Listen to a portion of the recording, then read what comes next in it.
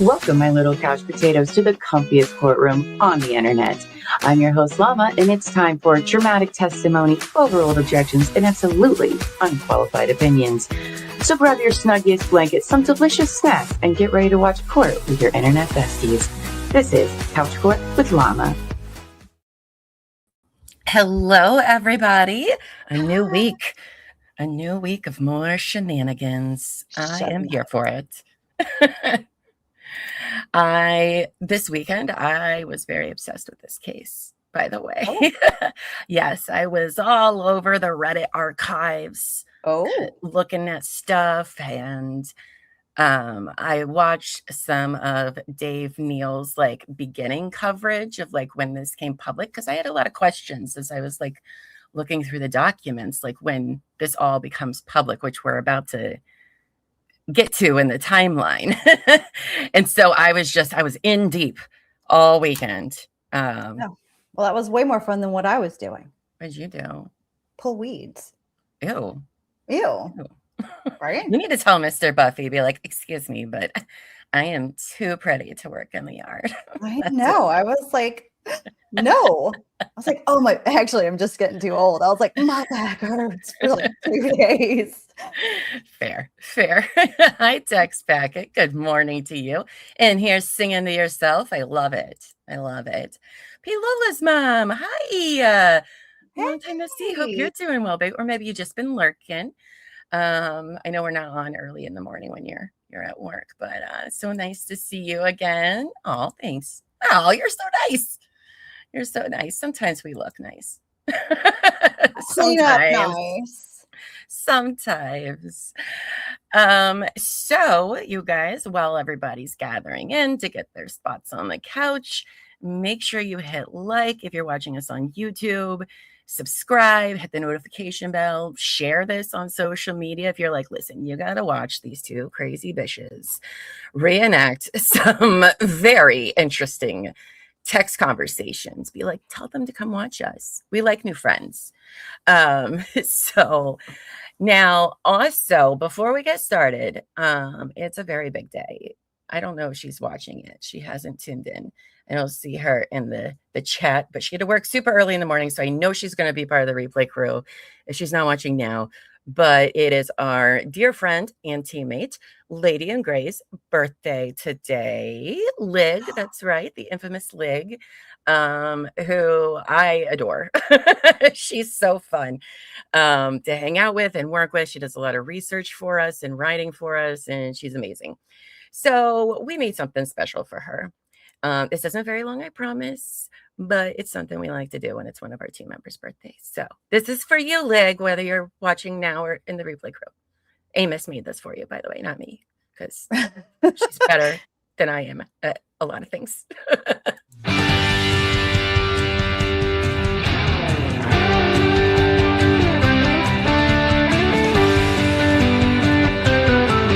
Happy birthday to you.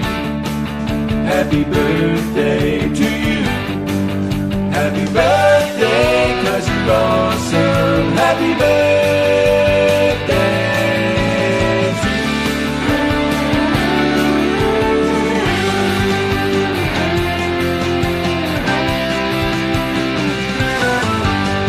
Happy birthday! Isn't that so fun? I know. That was so cute. I know. Amos makes the cutest stuff, doesn't she? She's a way better friend than I am. So if you see Lig in the chat whenever she pops up, make sure you tell her hi and happy birthday. Hello, Boot Scoot. Welcome. We were just having a dance party. That's what Tex Packet wanted. And so we gave it. Wanted music. She did want songs. Right. Hello, Teresia. Good morning. Pam, good morning to you as well. Well, you guys, let's talk about where we left off last week.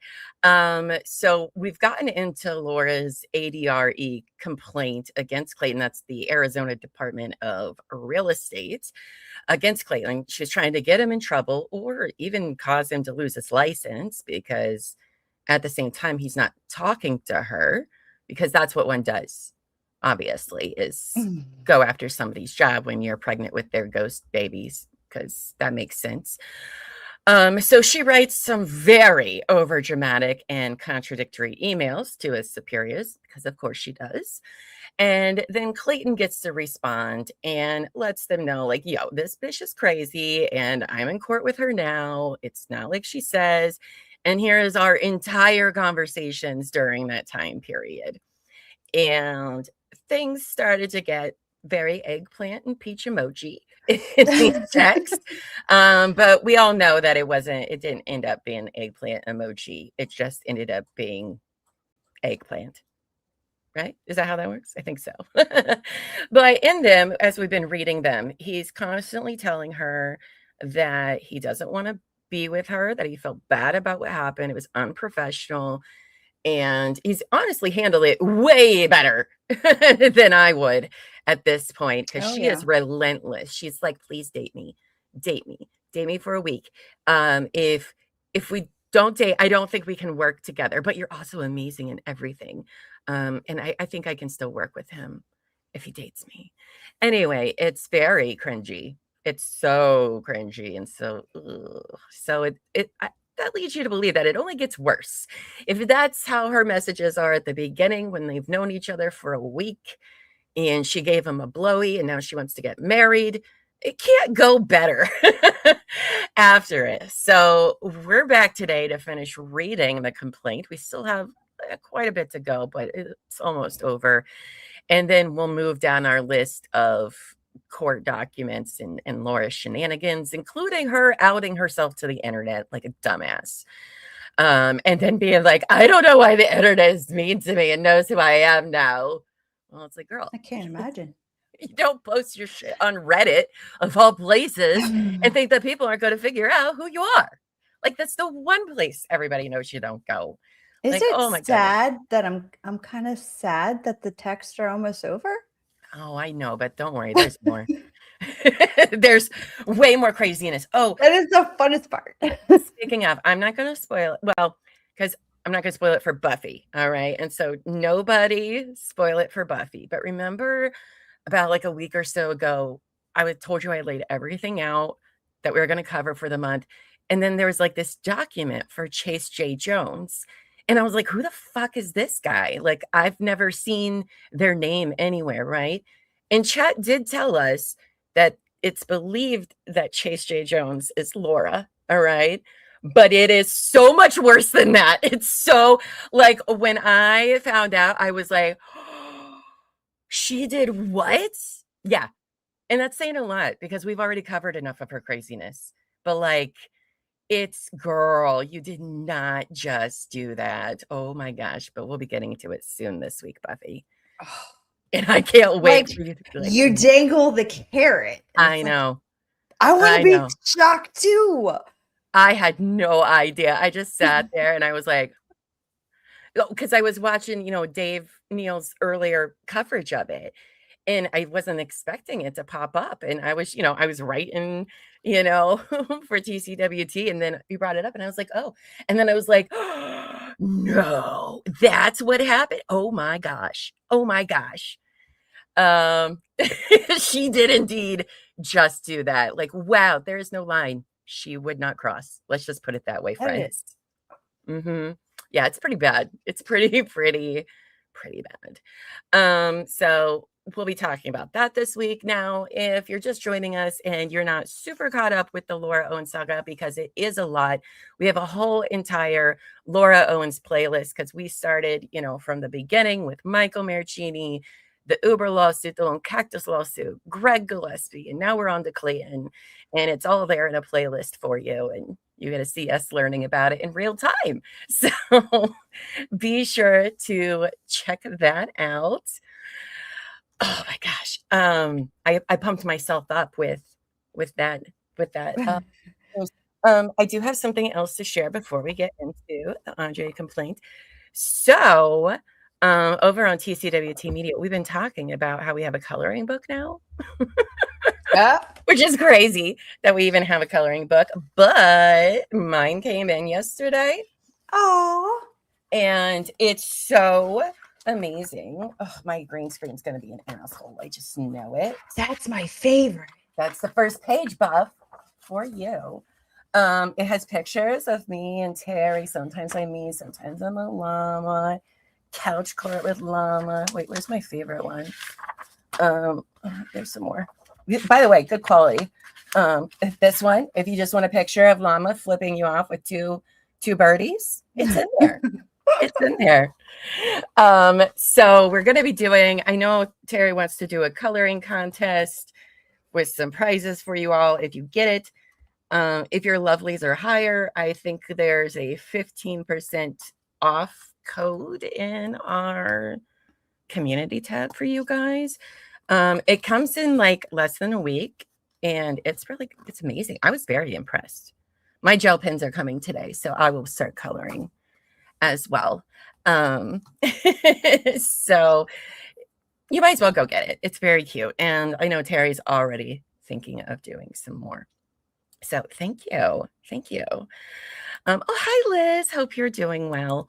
Now, one of the things we started doing, this won't be too terribly long either, is going into the comments, because you all leave some amazing comments, both with thoughts, both with funny things. And we just wanted to showcase them, just to let you guys know that, one, we do read them, and two, how much we appreciate you guys, because most days Buffy and I live for the comments. We really do.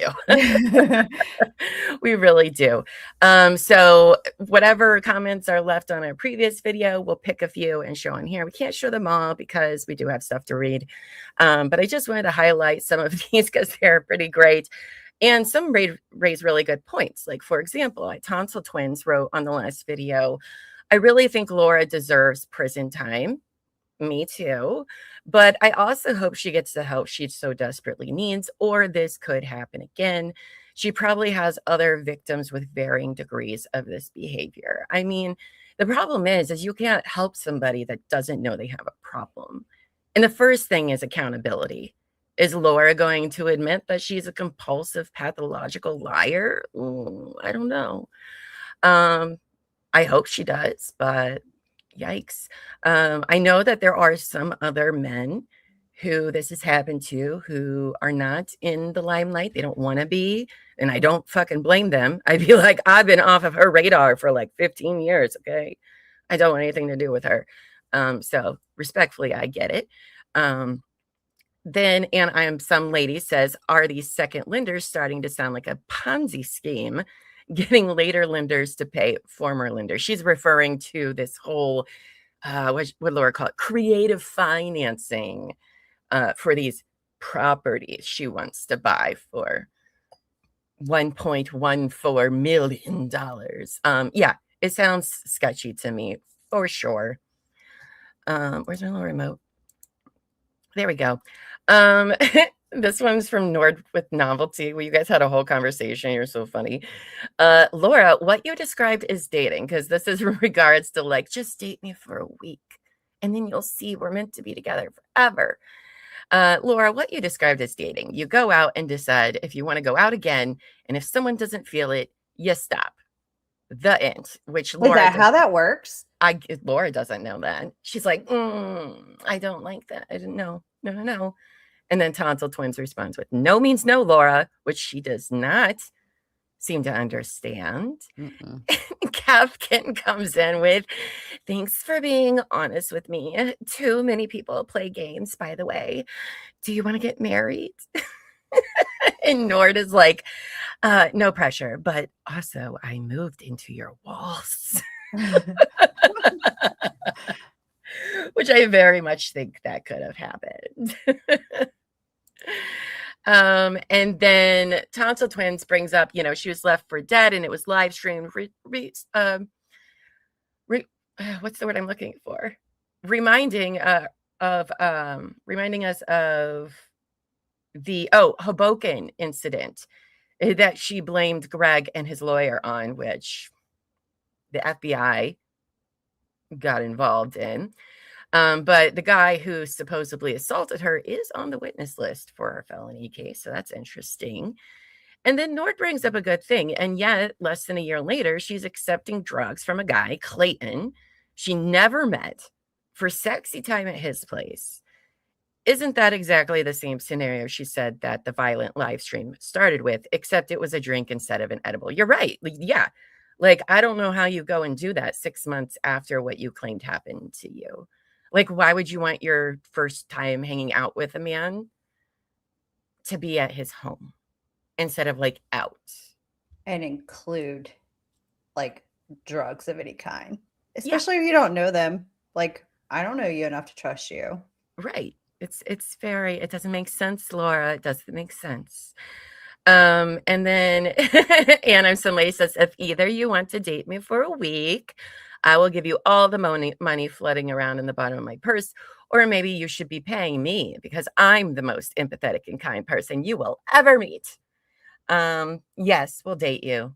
And I said, Oh, I responded to that one and said, you know what? I'll consider it for more than 7 minutes. Love that. Yeah, no one has ever said no to her. That's what makes the most sense ever. She is a desperate liar, liar, pants on fire. Well, let's get into what we're all here for today. Some more dramatic reenactments from Buffy and I. Oh boy. Okay. I should have put tequila in my coffee. Tequila and coffee does not taste good, by the way. Patron made a coffee flavored tequila. Oh, it was gross. Not good. Oh, I'm not drinking that now. Let me just clarify. It's just coffee. we Just don't know regular what's in coffee. that cup, actually. So Just a regular coffee. Oh, it'd be helpful if I like put things up on the screen. Llama, jeez, what is it, your first day? Excuse me. Hello, Angie. I don't know if I said hello to you yet or not, but all right. Well, let's get into it. I'm going to pick up here. Actually, why don't you do Clayton's last one here, just for context? Because they're looking to talk. You know, Laura just wants to talk to him about deals, but it's never talking about deals with Laura. That's what we've learned. So why don't you kick us off, Buff? okay. Well, I would prefer to go over it now before sending the contracts to the agents. But if you want me to send them now and talk later, I can do that too. Need 5. Oh yeah, because that's right. Her nephew's born for the first time, and she's like, "Fuck it, I won't talk to my sister. I want to talk to you instead." I forgot. Need 5. Actually, just send them over, and let's talk after. I can talk after 4. I am trying to tell you that if you won't take me seriously beyond as a client and a friend, it would be hard to work together. So just don't patronize me, please, with whatever you want to call it. If you don't want to go on a date, you don't need to take me to dinner. I'm just trying to be honest with you with where I'm at. I think we have a ton in common, for better or worse, and that there was clearly an attraction. If you don't honestly want to explore that, then we shouldn't work together. I'm telling you, I will not back out of the contracts. Is that a promise, Laura? I think it is. I will get these deals done unless the houses are about to collapse. And all I'm asking is to just openly explore what's there. If there's nothing, we can be friends. But I don't want this to be your coffee or lunch buddy. It means a lot for you to take me seriously with this. Wow. Now, what happens if I give you a fair chance and then feel there isn't any chemistry? Will you accept that? Contracts have been sent over. I cannot unsend them. So please see these contracts all the way through, no matter what happens. I'll keep an open mind, but I need you to assure me that you will hold up your end and not back out no matter the reason, unless the house has legitimate defects. Deal? Yes, but can we please actually hang out as two people who might actually have a romantic connection instead of as two friends with stringent rules? Girl, doesn't she sends him a dating contract, but she's like, my rules, not his rules. Fake it till you make it, buddy. Right. Your physical reaction to us hooking up showed we had chemistry. So there has to be a part of you that thinks there is. Is she implying that because he came, like, girl, it doesn't really matter? Okay. Can't even see your face because it's buried in his lap. Uh, you can close your eyes and pretend whoever it is you want it to be. That doesn't mean anything, Laura, but okay. Oh my gosh. There is sexual chemistry, yes. I was saying from a romantic standpoint, but I'll give it a chance. We'll get dinner once a contract is finalized, and I'll keep an open mind at the dinner. That I can promise. Oh my goodness. In my mind, romance is caring about someone, Oh my God. doing whatever you can to make them successful, being their cheerleader when they're down, and being their friend. All of which are qualities I think we have already shown each other. Oh Like, my God. we've known each other for like a week. I need to know. see how long these text messages like go, because like, They have to be like all day, every day. yeah, but like over what span of time? Like, is this over weeks? Is this like a week? Is this Well, like 3 days? We didn't make the timeline, but they talked about it because they met on the 20th. Their 20th was their date night. You know what? Never mind. I'm not going to pretend I remember the timeline right now because I don't. But I think it's somewhere between like the 20th and like the 26th, because June 1st is when she tells them I'm pregnant. So yeah, I think it's the 20th is when they hook up, because it's like 11 or 12 days after when she's like, I know I'm pregnant. I definitely am. So Oh, 11 okay. days. This is only 11 days. Oh my gosh. Actually, I think Okay. this right here is about 3 days. Because he's still talking about dealing with her. Bro. Yeah. Ugh, This yikes. is so crazy. Yikes. For 3 indeed. days. Like, that's too intense. Right? Yikes. All right. Yeah, those are all great things to have in a relationship. I'm heading out to work on a project. I'll keep you updated on what I hear from the agents, and we can jump on a call later to discuss the contract. And I don't break my promises, Clayton. And just so you understand, as someone who is interested in you as someone beyond as a friend or client, I will do everything in my power to show and tell people how good you are at your job, because I truly believe it, and I believe in you. I think your knowledge is indispensable with what I'm trying to do, and I know we will do millions and millions of dollars in deals. I think we make a good team. You have my word. I will not back out. And I know that feelings aren't usually one-sided, and I do think you feel there could be something with me, but your stress and trauma are getting in the way. Right. It can't possibly just be you, Laura. You're okay. I think we could be a very good team working and romantically. Oh my God, this is so long, Laura. Jeez. I know, she writes books. In reading this back, I have pushed you when you clearly would only be going out with me out of keeping your end of the deal. Oh my God. Know how much value I can bring to someone's life, and I shouldn't need to convince you to give me a fair chance, only if we close a sale. That makes me feel pretty bad, and I certainly don't want to be your obligation. That is what she pushed for. I know, right? Right? How dare you go along with the plan I suggested? Oh my gosh. Okay. If you don't feel that there might be anything romantically with us, but I do, then I understand. Maybe we shouldn't go under contract, because it would be really hard for me to work with you if that's the case. Bitch, didn't you just say you don't break promises? And now you're like, okay, but like if you don't, I'm not going to work with you. No, she wants him to beg her to stay. That's what she wants. Oh, yeah. Okay. Okay, yes, I can see that. I'm sorry, I'm not a beggar. So no, that's what I can see it. Like, she's like, no, I need him to be like, no, don't go, blah, blah. And then that like feeds the something.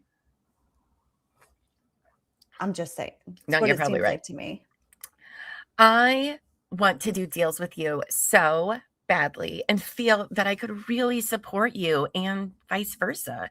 But you should want to try that, not feel like you have to, even though I've given you lots of ultimatums, but it's fine. I have no interest in you because of the TV show, nor do I have But you any keep it up. desire to watch it. Exactly. Bitch, you lying. Whatever. I'm genuinely intrigued and motivated by who you are as a person. Motivated for what? To make his life a living hell?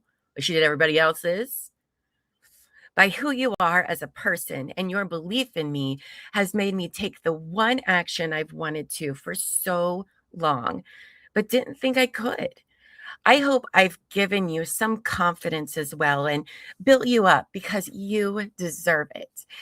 It's all that is there. We share and understand similar mental health issues, and there's a sexual chemistry.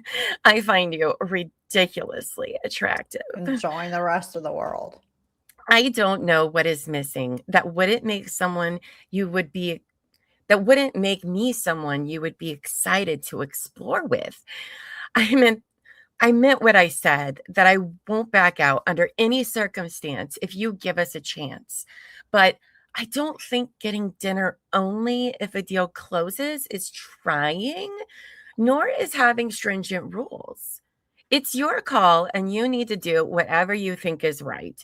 I'm all in or out, depending on whatever you want to do. Then you probably should have went with the last conversation 3 pages back when he tried to get out of it, but you tried to talk him out of getting out of Right? it. And now that he's said, okay, I'm in it, you're talking about wanting to get out of it. I don't even Right? understand what's happening right now. The constant, I would do anything you want to do, except anytime he says stuff, she's like, nope, not like that. Try again. Didn't like that answer. As I'd long like a as new it's one, my please. idea, but when it's my idea and you go along with it, I've decided I no longer like that idea. Right? Because you should just want to. You're Nice. just trying to placate me. Oh my God. Clayton is Okay. so nice, so much nicer than I would be at this point. I'll tell you what. I would Oh have my just God. hit blocked and been like, you know what? I don't really need the money that bad. No. It's not worth it.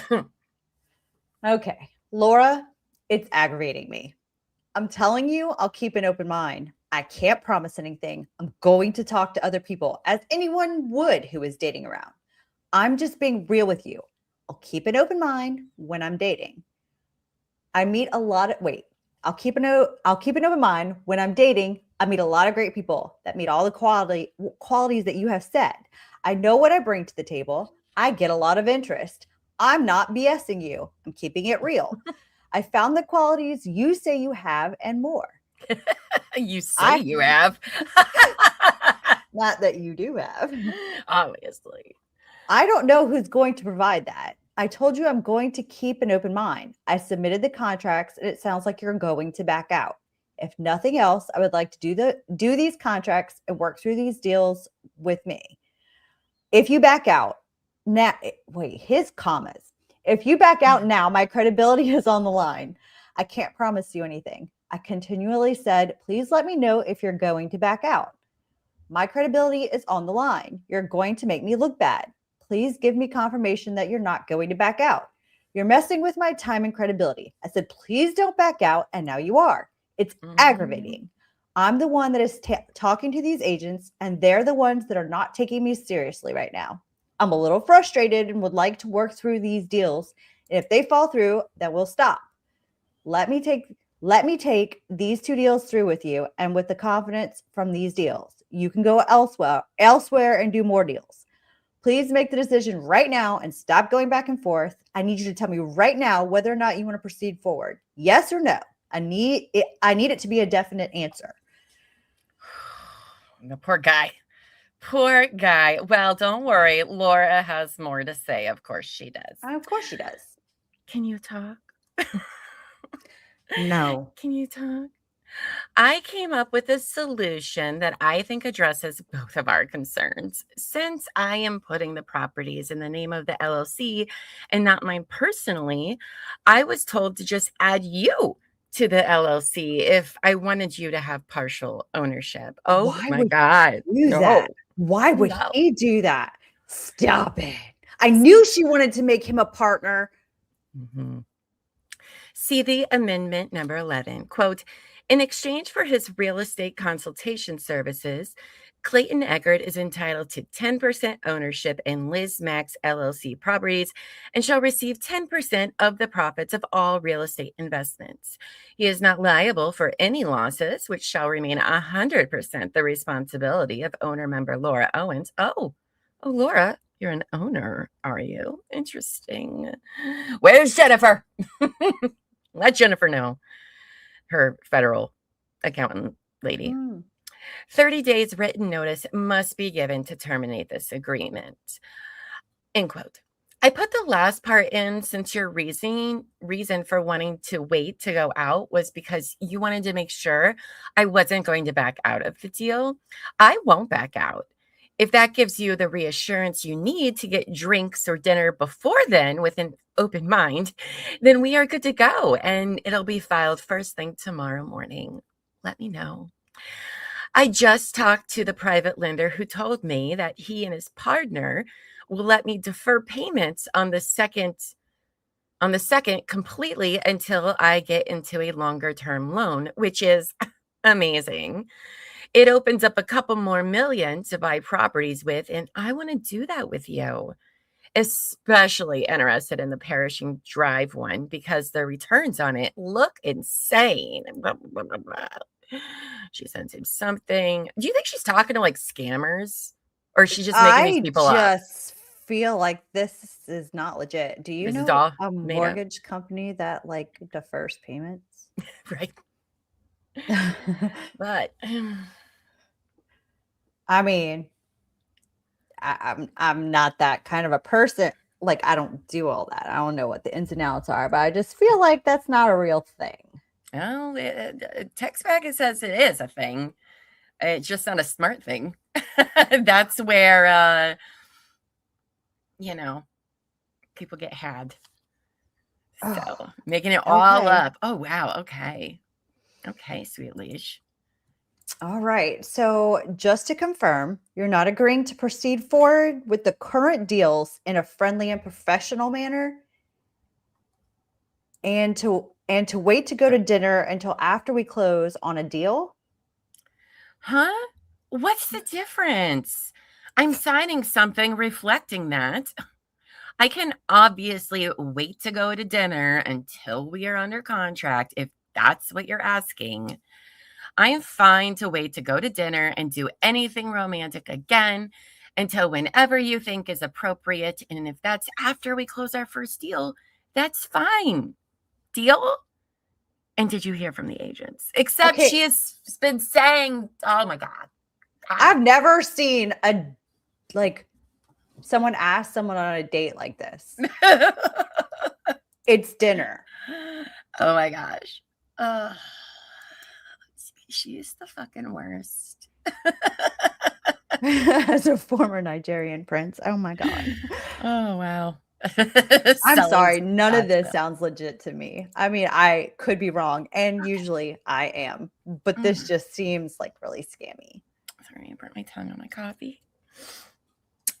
Okay. So you will keep it professional and friendly on your end 100% of the time until the keys are handed over and contract is closed.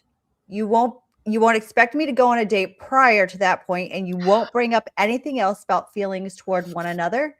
And you won't back out of the contracts at all unless there's a material defect with the property. Yes or no? Damn it, Clayton.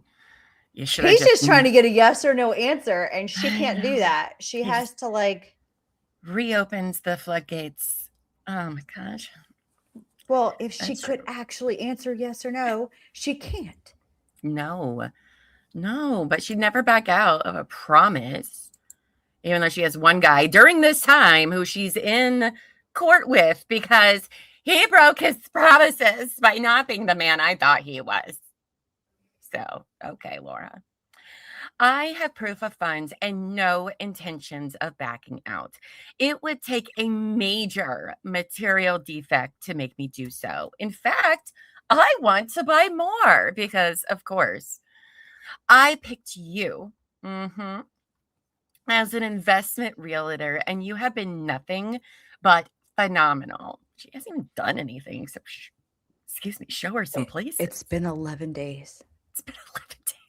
No. It's 11 days is when she tells them she's pregnant. It's been like 3 or 4 days. It's been 3 days. Oh, bro. Yeah. Sorry. I like that makes it any better. I know. Obviously, something happened when you invited me over and I expressed to you how I was feeling. I told you that if you didn't feel like there might be something there, it would be difficult to work with you, but that I would rather stay with you because I think you have been incredibly motivating and are so on top of it. She means I want you to be on top of me. I was about to say. However, there are almost 55,000 realtors in Arizona that I don't have the possibility of feelings for and who can broker my deals if you didn't want to. I have promised you I will not back out of any deal as long as you don't mislead me with pretending there may be something there just to drag it out to the close of a sale. By the way, duh. I have even told you that before we get a drink, I will sign an agreement saying you will continue to represent me despite what happens personally. You know, she just said we can't work together if you're not going to date me, but okay. Well, that's what I'm saying. Like, that's why my face, like, don't mislead me. I'm like, ma'am, all you've been making him say is say you love me. Oh, but don't say it if you don't really mean it, but say it. Just say it. Say it. Let's see, where was I at here? I have just asked that you not work with me if you feel nothing is there that you want to explore because I'm trying to protect myself.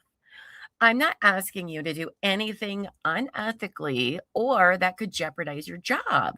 And obviously want to work with you over anyone else if you love me. Please let me know what you want to do because if you quit, which I obviously hope you don't, I'll need to figure out how to keep myself in the running on these properties and how to see more. And that only leaves me with 49,999 other realtors who can't do it, apparently. She didn't add that. I added that part. For those that are just listening, she did not say that. Okay. I've given it more thought, and I believe in my heart that there is nothing between us, nor will there ever be. That should have been in 72 size font, highlighted, underscored. Oh my God. The way this has all went down has shown me that we are not compatible in any way. No, you're not. She's crazy. In my opinion.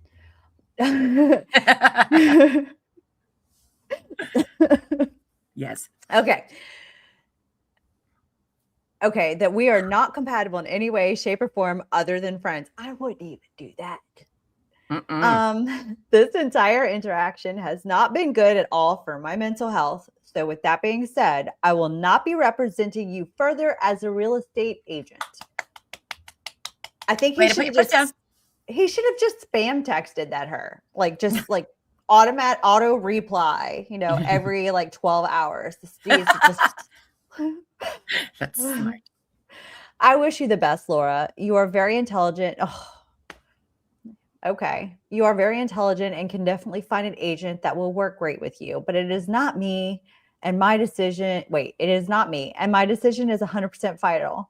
I ask that you please respect my decision and discontinue the conversation. Thank you. Block. It should be block. Right? Oh my gosh. Good for him, though.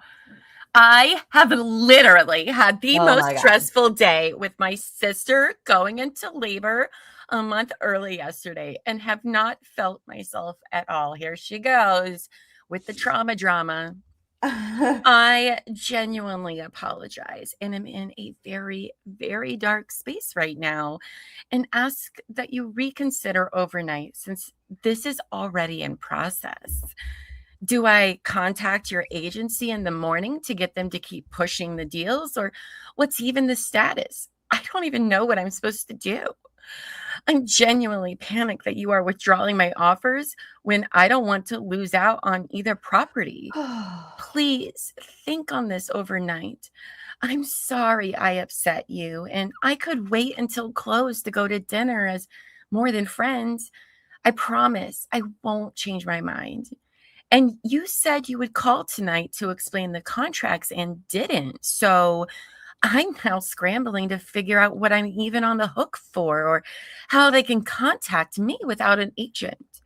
If I don't hear back from you by the morning, I will just call your agency directly once they open because I need to figure this out.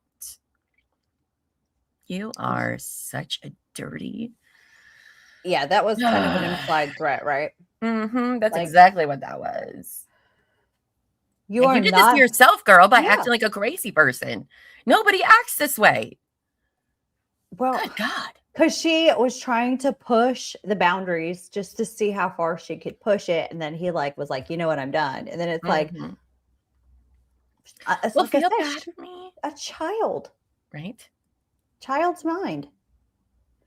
You're not on the hook for either of the contracts that I drafted up because I never submitted them. No, I'm kidding. Next steps for you would be to find a new agent. I would ask that you use a different agency because it would be easiest for everyone. You can type in agents in Scottsdale in Arizona, and a full list with Google reviews will populate. And then he Casey, sends we're- her a screenshot.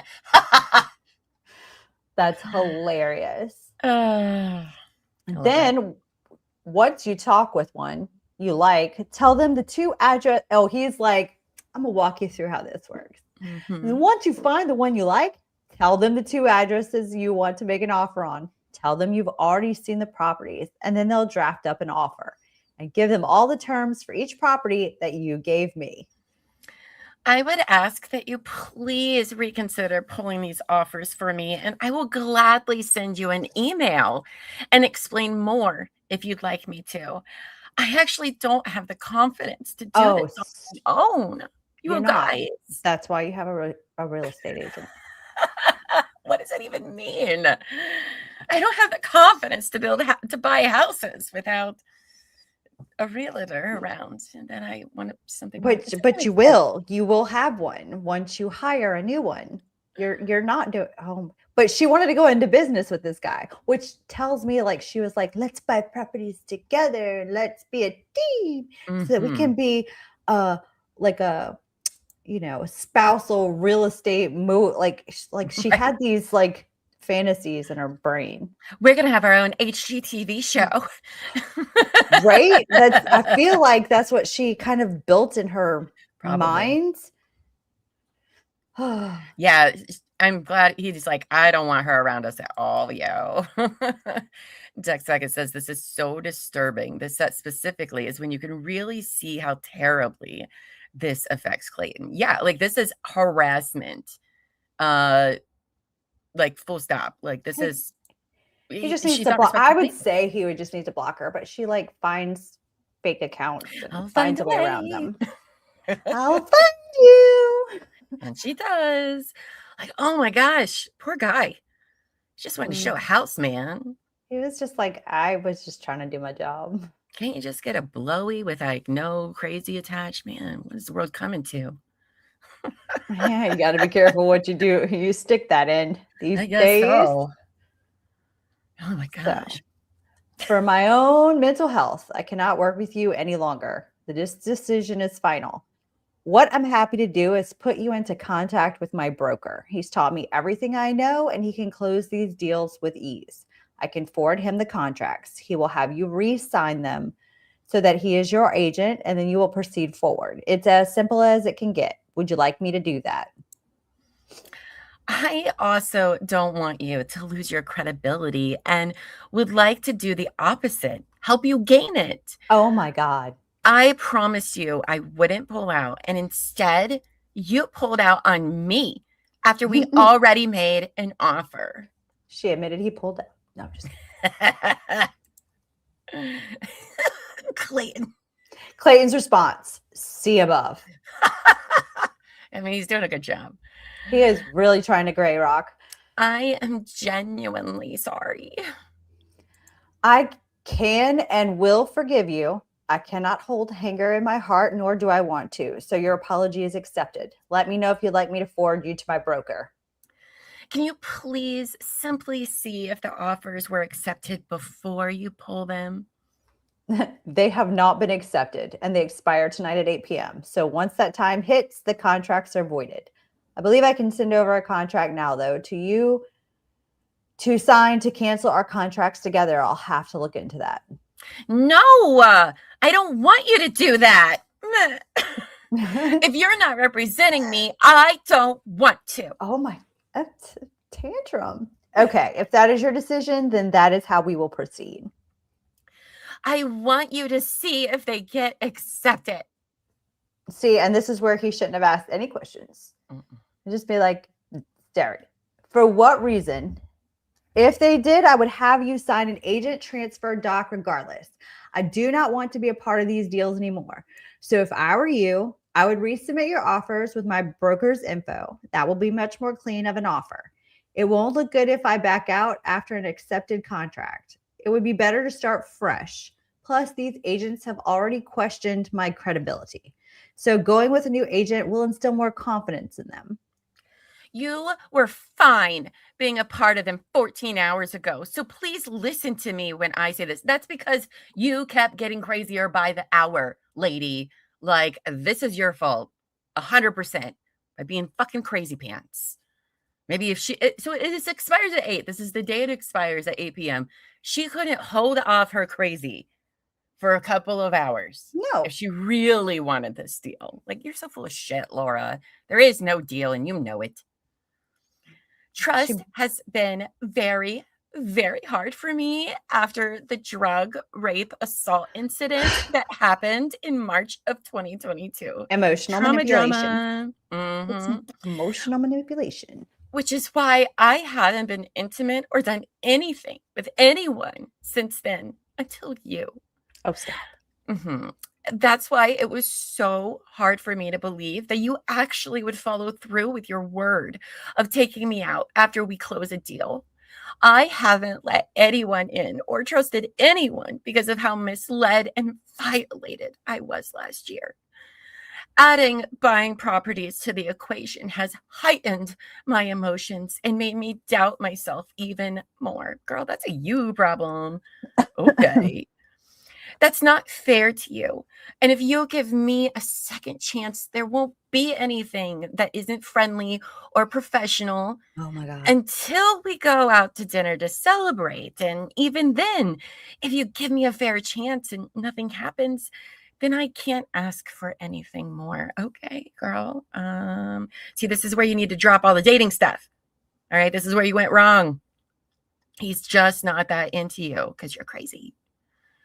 Going back to trust, I don't believe real estate is meant to happen for me, and my entry into it has been so awful that my agent would rather resign than represent me. Yeah, girl. I genuinely trust you and that you have my best interests at heart. I'm glad your broker has taught you a lot, but I don't know or trust him or any agency and will not be continuing this process with anyone else. I went to buy lots of properties and I trust you to get me there. If you won't accept my apology, I'll trust that God doesn't want me to do this. He literally said he did. She's fucking ridiculous. Like you said, there's a chance for everything. So there is a chance to change your mind here. Oh my God, girl, stop it. Stop. I have full faith and confidence in you, which should be evidenced by the fact that I won't work with anyone else. Again, I will also agree to your terms about nothing but friendly and polite until dinner. If you feel I back out on this, fine. Then I'll do whatever you ask and work with your broker. But as of now, I won't. Please give me one more chance because I've asked you like a sane person. What? You're so crazy. Oh my God. Oh my God. I understand where you're coming from. And like I've said before, I'm sorry for all you've been through. I hope you find healing through it all. but I stand by my decision. I will not be working with you in any capacity moving forward. I trust in God myself, and I believe he is telling me to back out of all of this. That he is. That he He is. you know. He's like, run. I'm just saying. So if you feel God is telling you not to get into real estate if I don't work with you, then it sounds like God is on the same page with you. Well played. Oh, that was good. If you would like to move forward with my broker, I will put you in contact with him. I will not be responding to any further texts from you unless it is to transition you over to my broker. I'm sure she responds in a very rational way. I bet she does. She seems very, very stable. Yes. Enough to respond to this appropriately. Yes, I'm sure she does. Let's see. I have one final thing to say. I doubt it's the final. Right? That I think you might find important and have nothing to lose by sharing it with you. Oh boy. Trauma. Here we go. I have been in a dark place, as I said yesterday, and emotionally tortured since we hooked up because I felt like I didn't know how to bring this up to you. But at this point, I might as well. I have not been on birth control since what happened to me about 15 months ago. Oh, warning shot. There hasn't been a reason since, as I said, I hadn't done anything with anyone else since then. Being sexually responsible was not on my radar after taking the gummy and our clothes coming off. Girl, shut the fuck up. When I went to the bathroom afterwards, some of your fluids were down there. In all honesty, I was planning to take Plan B when I got home, but then when you said you were going to church, I realized you had a strong faith base as well and questioned whether or not it was a sign that I should. Then after we talked in the car, I felt even more. So like both of us had a deep belief in God and like it was a sign I should just leave it up to him and not buy it. Girl, what do you mean? I don't understand that because why would you assume that? Because not all people who believe in God would be against that. Like that's a big assumption. That's true. That's true. Hi, Toadette. Hi. Obviously, my mind has ping-ponged about this since then, and you were emphatic about me not bringing up anything that wasn't professional or friend-like, of which the situation is neither, even though you fucking brought it up for like the last several days, lady, but okay. I desperately wanted to figure out how to bring it up to you and thought that if we could just get together and talk openly, we could. But you didn't want that until a deal closed, which would be too late to take it. I wanted to ask you how you felt about me taking it from a religious standpoint, but we didn't get a chance to. Of all the billion texts she sent to him, she never got the chance to ask him guys at all. Clearly, I was factoring in things that you weren't, that made me panic and led to a total breakdown in communication. My podcast had a fertility test kit as a sponsor. What? And so, yes, I know I am fertile. Okay, why are you even if this was true, why are you taking fertility tests if you haven't had sex in over a year? You're not planning to have sex. You don't even need to take a fertility test then. There's no point. Point of taking them is if you're trying to get pregnant. So I don't understand how you would know this, Laura, unless you were trying to trap somebody. But even then, that doesn't make sense why you only gave them a BJ then, but okay. At this point, from my overwhelming research on Plan B since Sunday, it's most effective 3 days after, but can still work 5 days out. Oh, here we got a timeline, Buffy. She said, finally, at this point, from my overwhelming research on Plan B since Sunday, it's most effective 3 days after, but can still work 5 days out, meaning this is the last day I could take it and have a hope of it working if it needs be. So this is like Thursday or Friday after This is they the hooked up. same shit that, sorry, watch my language. Girl. Oh yeah, we're past that. That Whatever. she sent to Greg Uh-huh. Yeah. about the abortion pill when she screwed it up. Mm-hmm. Mm-hmm. If you, oh wait, where was I? Sorry. No, you're fine. Oh, there we are. If you have any thoughts about this, I'm open to hearing you out. If, and only if, you are kind and respectful. Oh my God. This has been extremely stressful on me.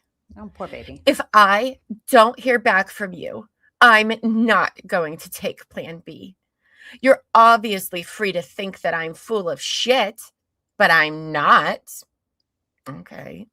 I'll take it as a sign that you don't care what happens either way and will just allow God's will, whatever that is, to be the determining factor. If I do test positive in a few weeks, though, there is a 0% chance of it being anyone but yours. I'd take any test to prove it. Put a pin in that comment right there for like the next several weeks, okay? And at that point, any input from you won't matter.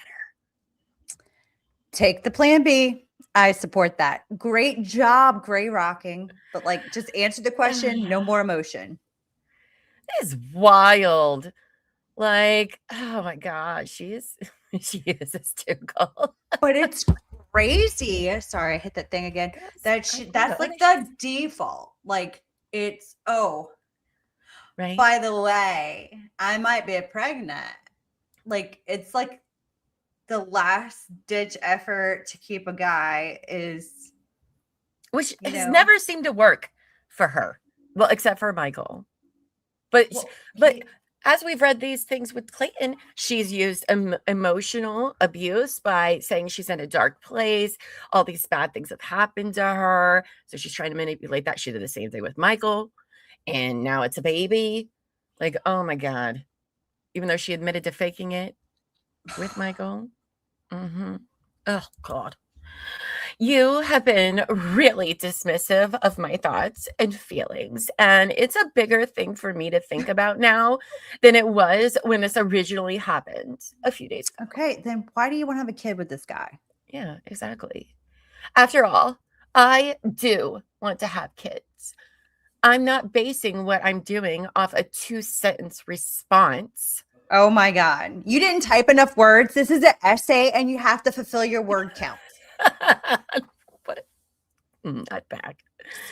I'll respect you if you actually give a connection a fair shot, which you haven't.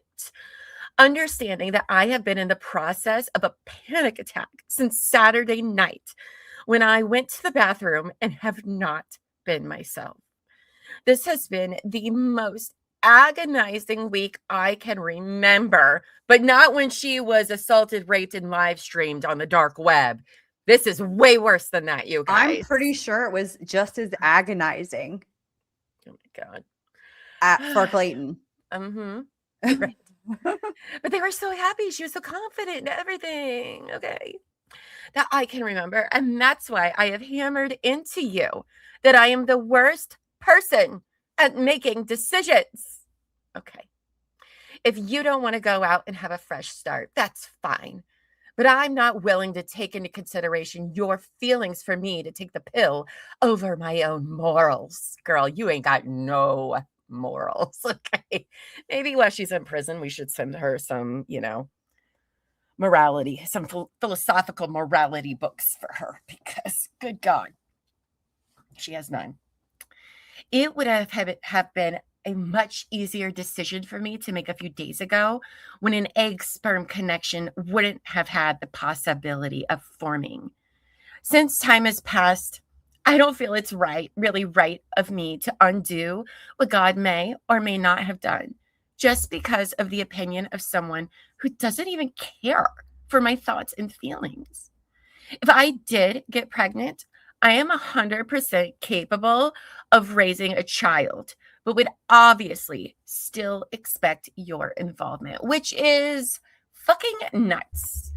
All right. 1, please don't raise any children. Okay? No. Mm-mm. No. Mm-mm. Also, you can't make somebody be a parent, boo. Okay. I don't know what dreamland reality you live in, which we all know is different than ours, but you can't make somebody be a part of the kid's life. Like, that's what's bothered me about her filing this, because she didn't like file child support paternity. She filed for a parenting plan, which Arizona is also a unwed mother state, like Ohio is. All right. So she has full, if she was pregnant, she has 100% sole custody of these children. Clayton has no say in anything whatsoever until he goes to court and asks for custody. I don't know why you would want to get rid of your rights to give somebody time that doesn't want to be a part of anything. It doesn't even make any sense because that's not what's in the best interest of the child. Yeah, because like it's not like they were married and decided to have a family together and somebody left and you're like, excuse me, we did this together. We decided to have a family. You can't just opt out. Like they're not together. Like no. He's telling you he doesn't want to like anything to do with you or a baby. Mm-hmm. Like, why would you push that? Like, if you're going to do it, you got to know it's going to be by yourself. And listen, I think people should financially support their kids. Absolutely. But one, she says she's not asking for that. And two, you can file for child support and it doesn't give the father any rights to custody. They're two separate things in unwed mother states. So like, that's why she's doing doesn't make any sense. Absolutely believe that men should be taking their financial responsibility. And so does the state. And so does the state, you know, that's why 100%. they're separate. Because not everyone should have custody rights of their kids, honestly, but that's how she just doesn't make any sense to me.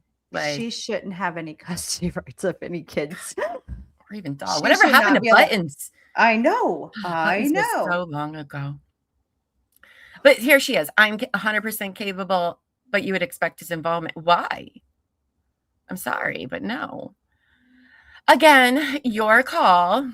If you genuinely hate me for all of this, then we can just let God decide if anything was supposed to happen. Oh my God. That's totally fine with me, but I won't be taking Plan B today, and I will not be having an abortion should I be pregnant. Then why did she bring it up? Exactly.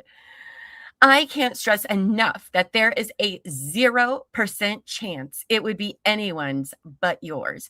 And would take a test at the soonest possible opportunity to prove that to you. If you are genuinely a caring, kind, and forgiving man who is worthy of me taking his thoughts into consideration, and most importantly, actually wants to get to know me, and isn't just telling me so to get me to take Plan B, then show me and I'll take it with you later. I understand that you've been under a lot of stress too, after what you explained happened the week before we met. So maybe you need a clean slate as well. If you give it a shot and nothing comes of it, then so be it. But at least I won't have made a decision so important to me based on someone who didn't respect me and my feelings, even though that's exactly what she's constantly doing, but okay. No pressure either way. No pressure either way. What? If I don't hear back, I'm not going to take it. That's the sentence that follows. No pressure either way. But she already said that I am so confused. Right? I've always wanted to be a mom. And so maybe this is how it was supposed to happen. Really? By black man baby daddy? That's how it's supposed to work? I did not get that memo. I blocked her primary cell number at this point. What follows from below is being sent from her work cell phone. Ooh, tea in the chat. Oh, wait, that's not the right one. Sorry. Thank you, Pam, for reminding people to like. I agree with her on that. But apparently she was banging some guy named Nick before and after the Clayton babies. Oh, my goodness. Oh, boy. Will Nick be testifying? I want to see those texts because I bet they're also crazy. Was she trying to get two guys to think that they were her baby daddy? Maybe. What Hi. baby? Hi, it's Laura, and this is my work number. Having issues with my personal number when I tried to send this, so I'm sending it from here. Oh, we're bumping up at the crazy level. Okay, cool.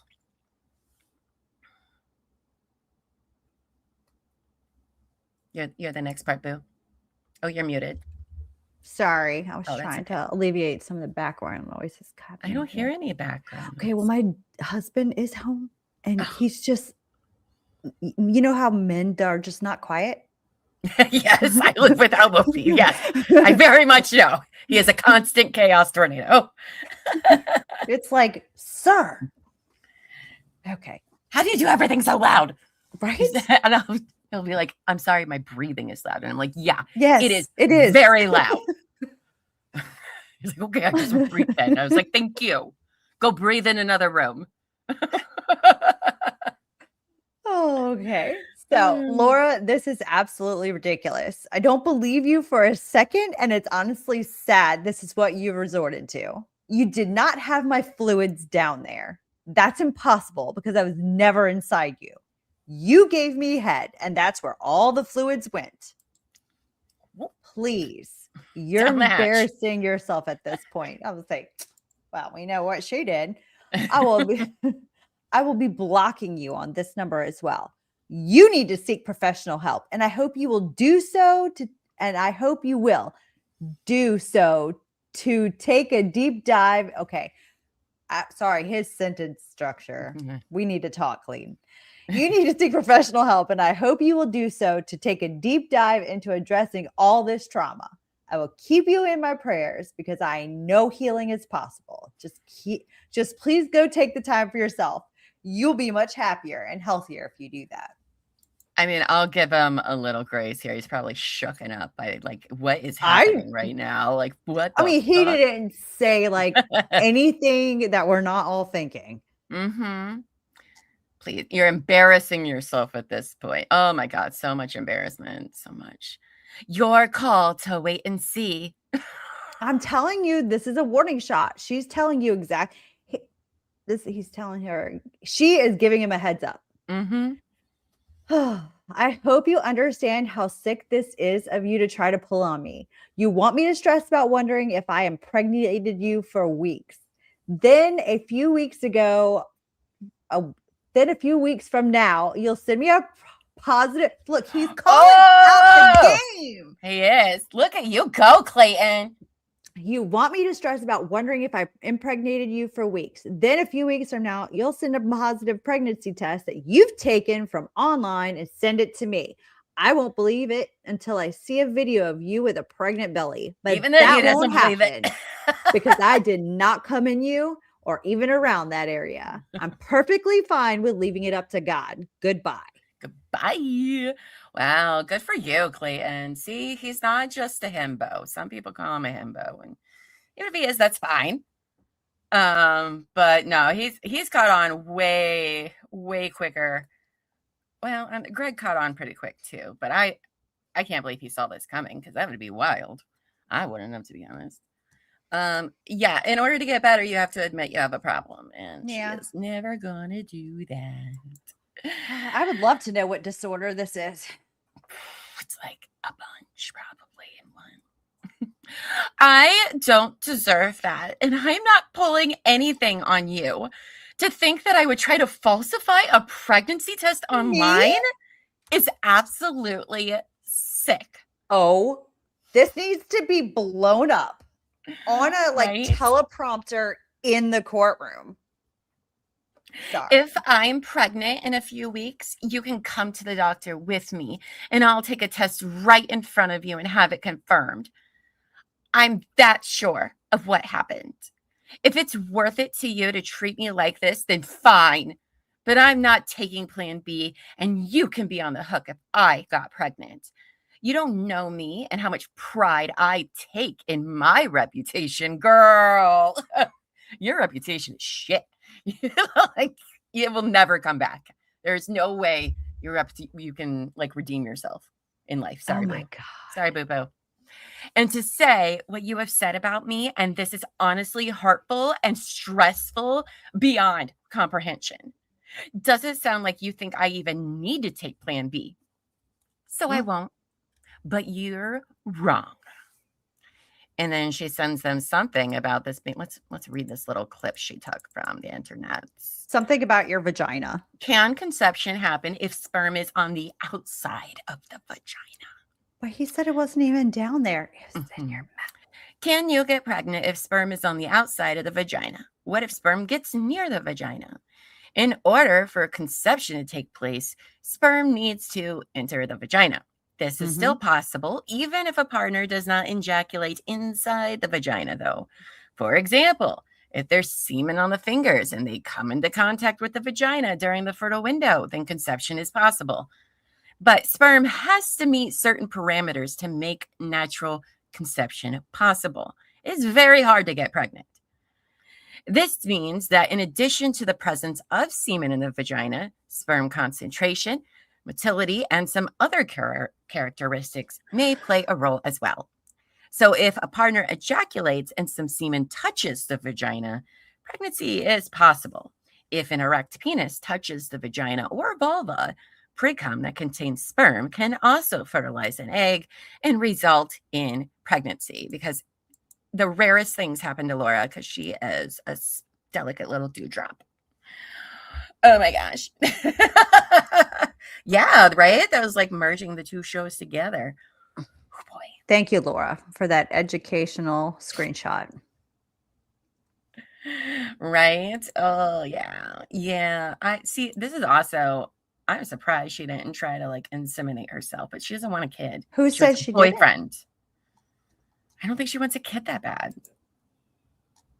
I mean, but also most people don't know there is a very small window a month that you can get pregnant. The temperature has to be right. It's like what, like an 12-hour window or something out of the whole month. So it just doesn't happen whenever, but some people don't know that. I'll leave it up to God's plan. I'm very certain of what happened, and I know you're lying. I will not be accompanying you anywhere in a few weeks. You will have no contact with me. Just stop, Laura. Be done.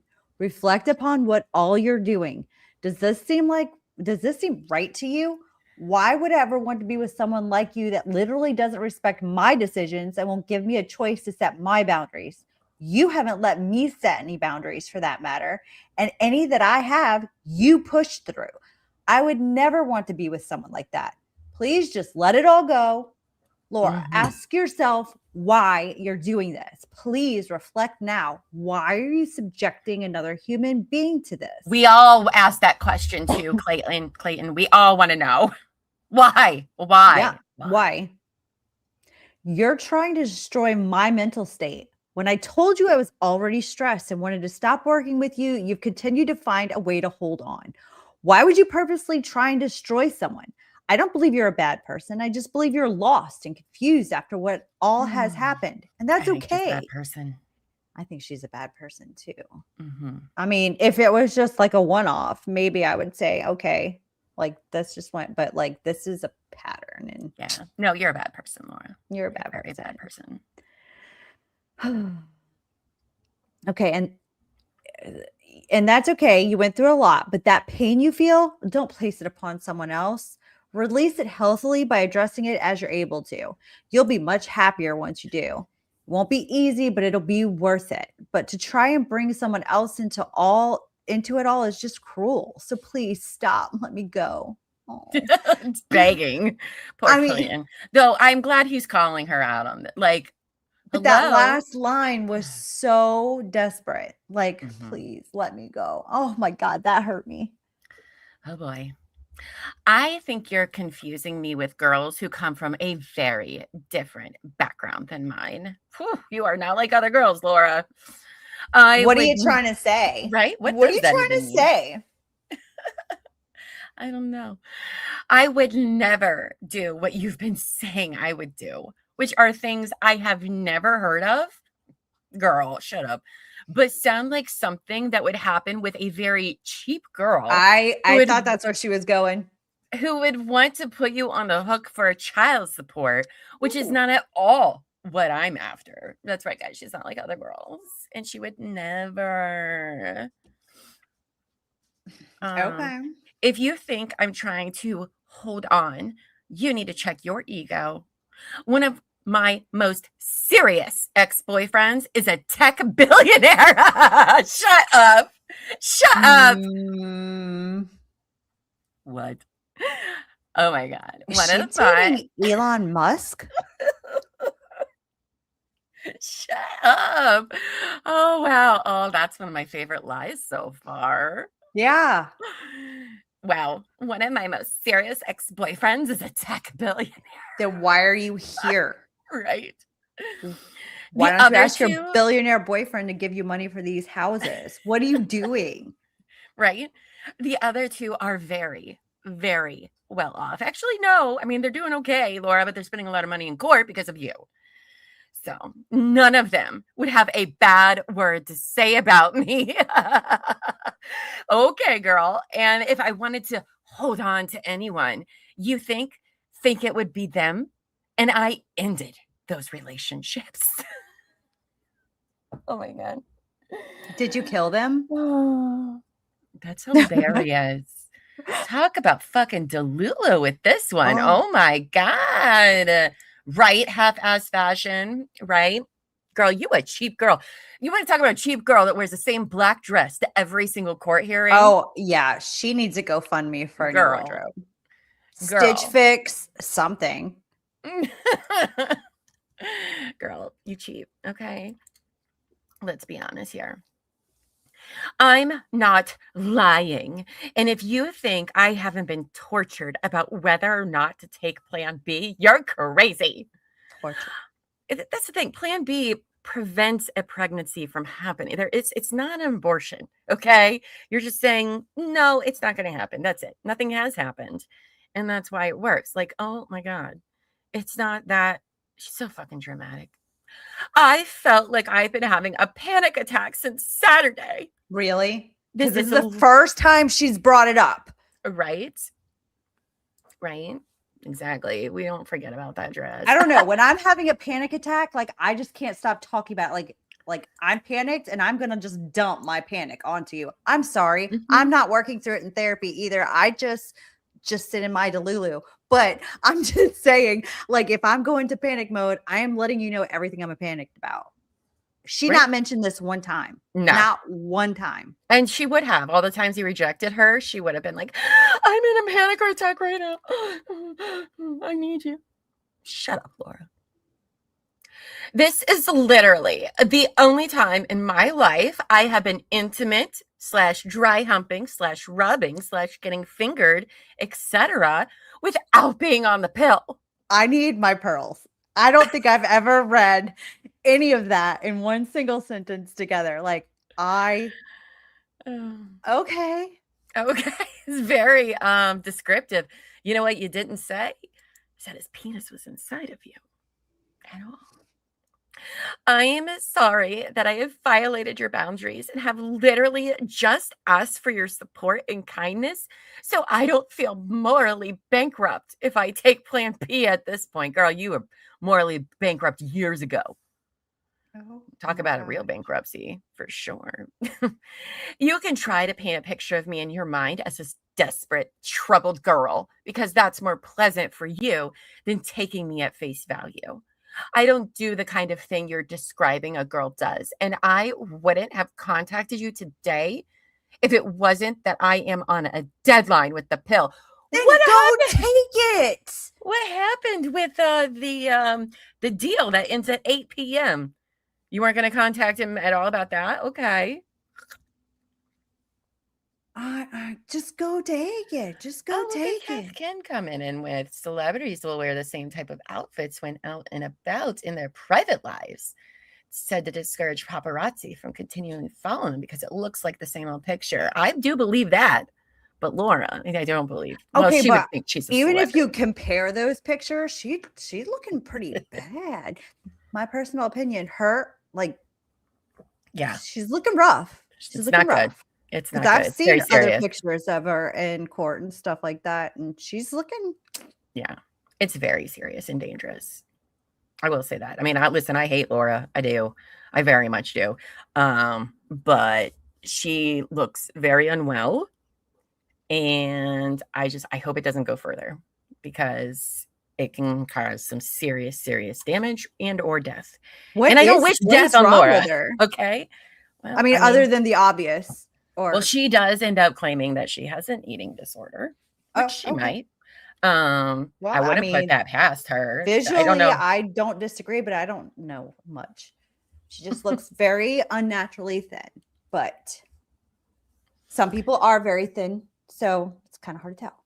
Yeah, yeah. I only say I've seen her say that she has that in my reading, so that's the only reason why I feel comfortable saying that that's what she says she has. But yeah, no, it's very dangerous, and I do not wish that on her. I hate her. I very much do. I wish she'd stub her pinky toe every single day, but not that. I don't wish those sorts of things on anybody because they're horrible things to try to overcome. They're very vicious. So that's all I have to say about that. But other than that, we can still not like her. I don't think she has any redeeming qualities. And that's the nicest thing I could possibly say about her. You can't keep your story straight. You were completely fine and happy when we talked on Sunday, that morning, and then at the showing. And when I had the heart-to-heart in the car, you would have told me then if it was true. You have not been struggling with this. That's what I said. And wondering when the right time to tell me was. Going to give you one last chance to tell me what you are that you are making all this up. If you do, I will have respect for you to be able to swallow your pride. Sorry, I am 12. And take ownership for being emotionally charged and coming up with a story. I am willing to give you for all of that.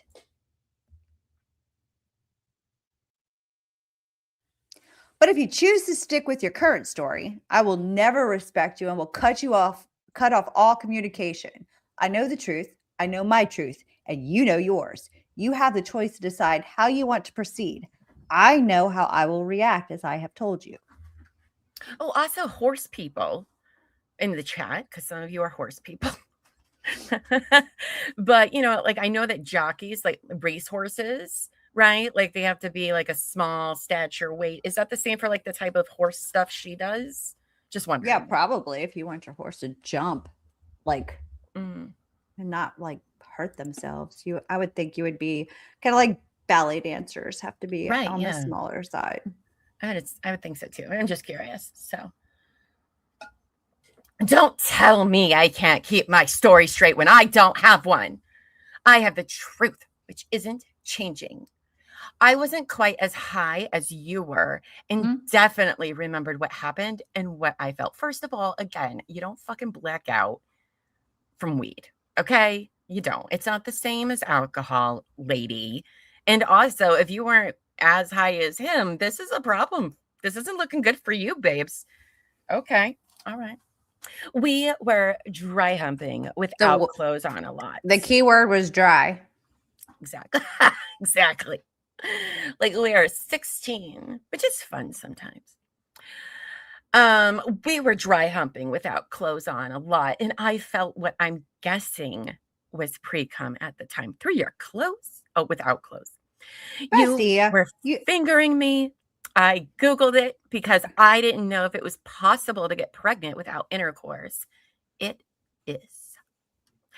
I was trying to hold it together when I was with you because I didn't know how to bring it up. You were insistent on things being only friendly and professional until this close, neither of which the issue is. I have basically lost my voice after what happened to me, and you don't understand how difficult it would be to bring this up if you were in my position. I thought you would be able to be mature about this.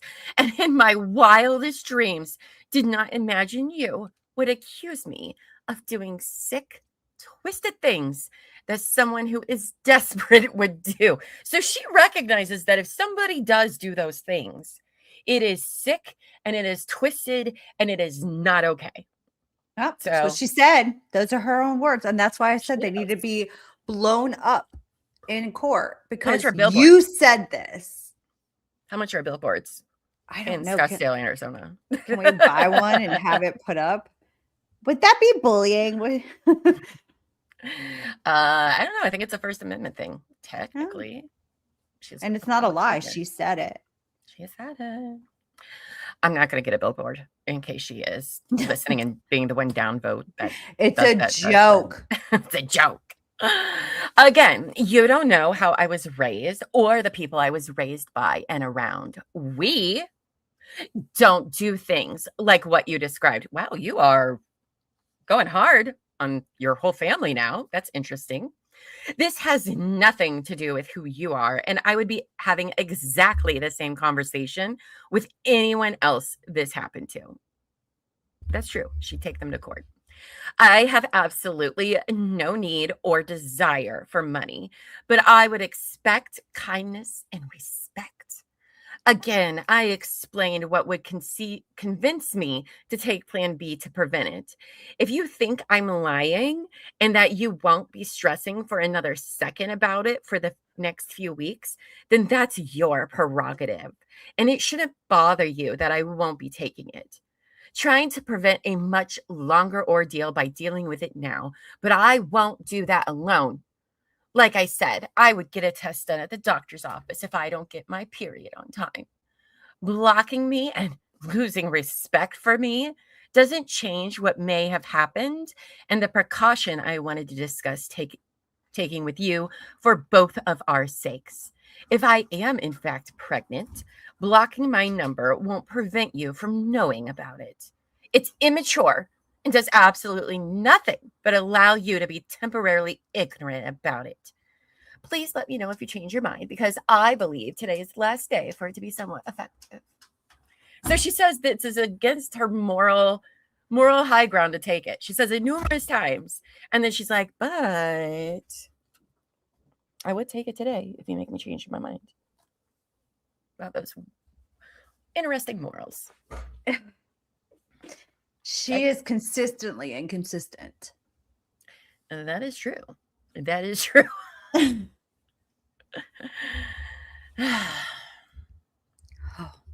I think he's getting a little worked up.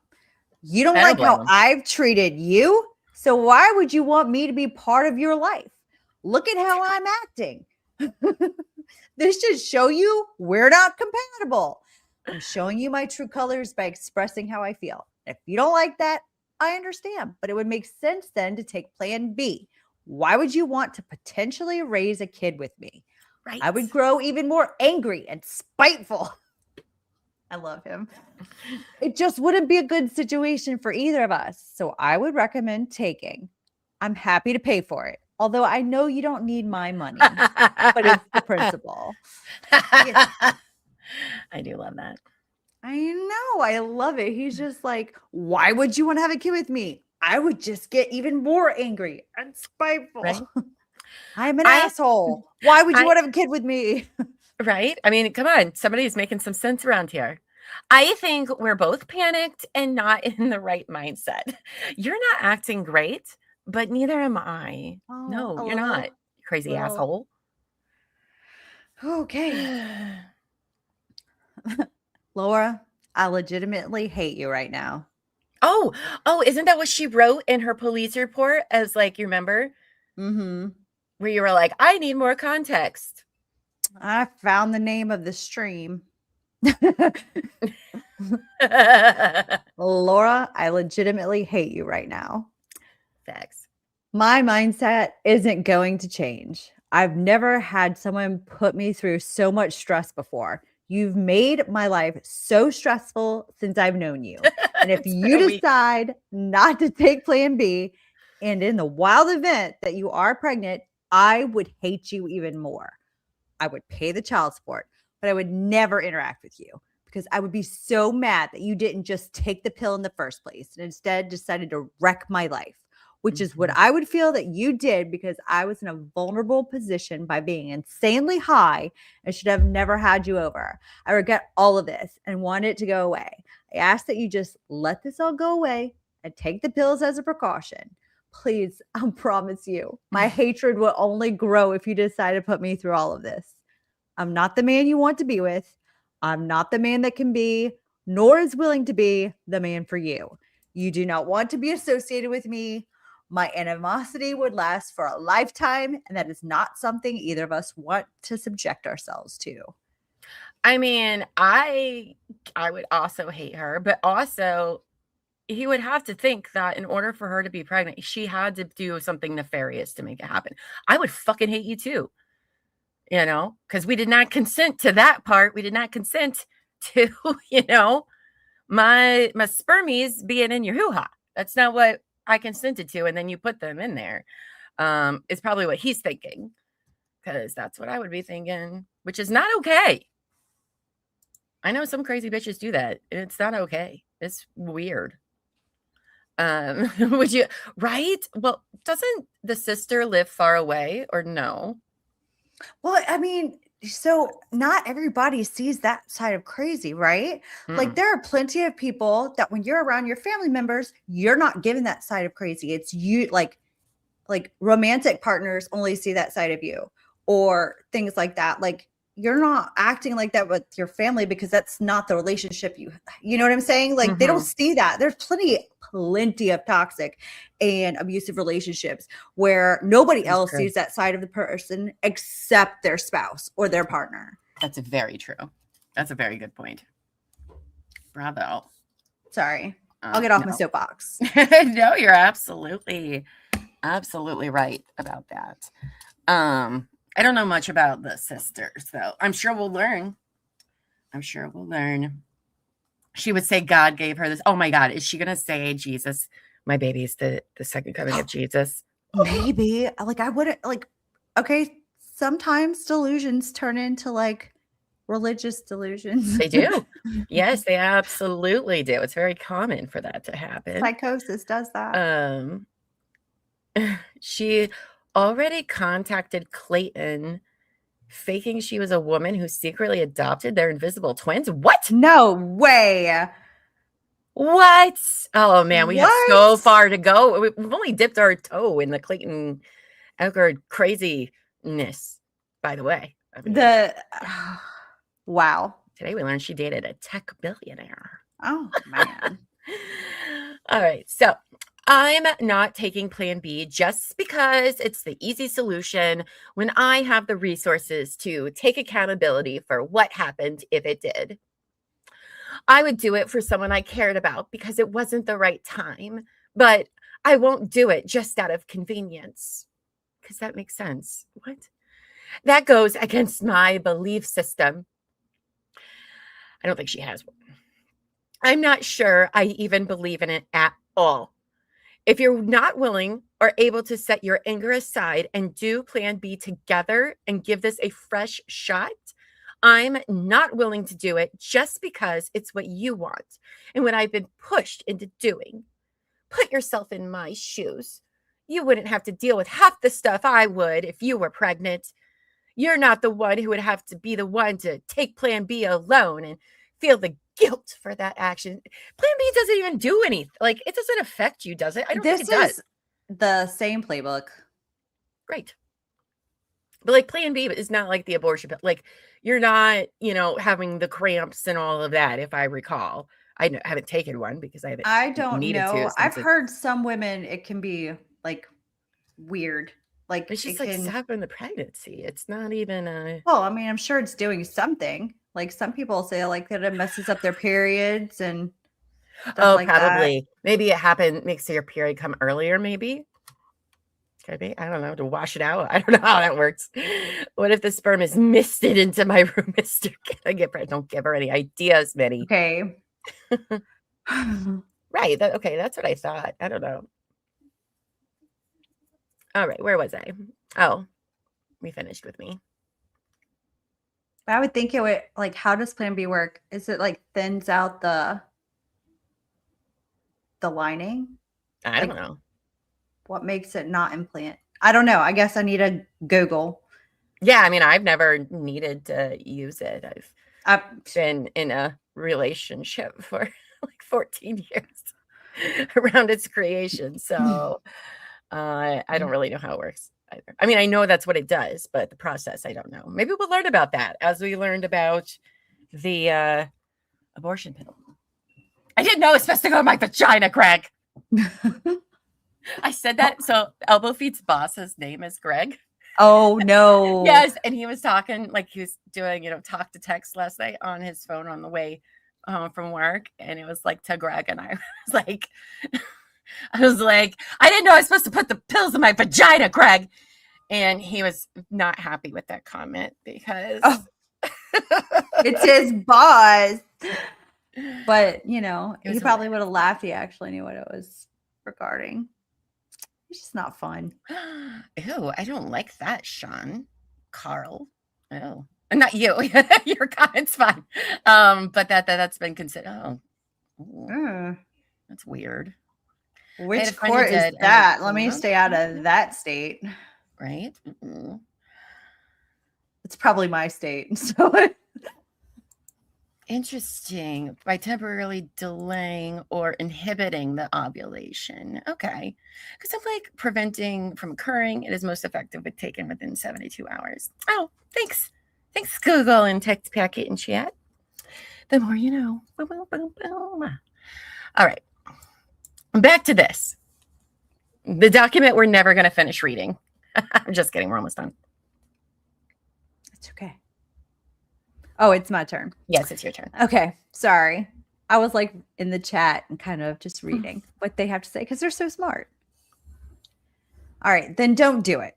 I will never, ever be a part of your life. Even if a kid was present, I would not say a word to you. I would not acknowledge you. I would be present for her or him or her, but never present around you. And that's promise. If that's the life you want to subject yourself to, then be my guest. One thing about me is when I make up my mind for good, especially when it's rooted in anger, I don't sway. Ever. Okay, then I won't do it. Bitch. Bye. Oh, man. See, in context, I don't think he's sounding very much like an asshole.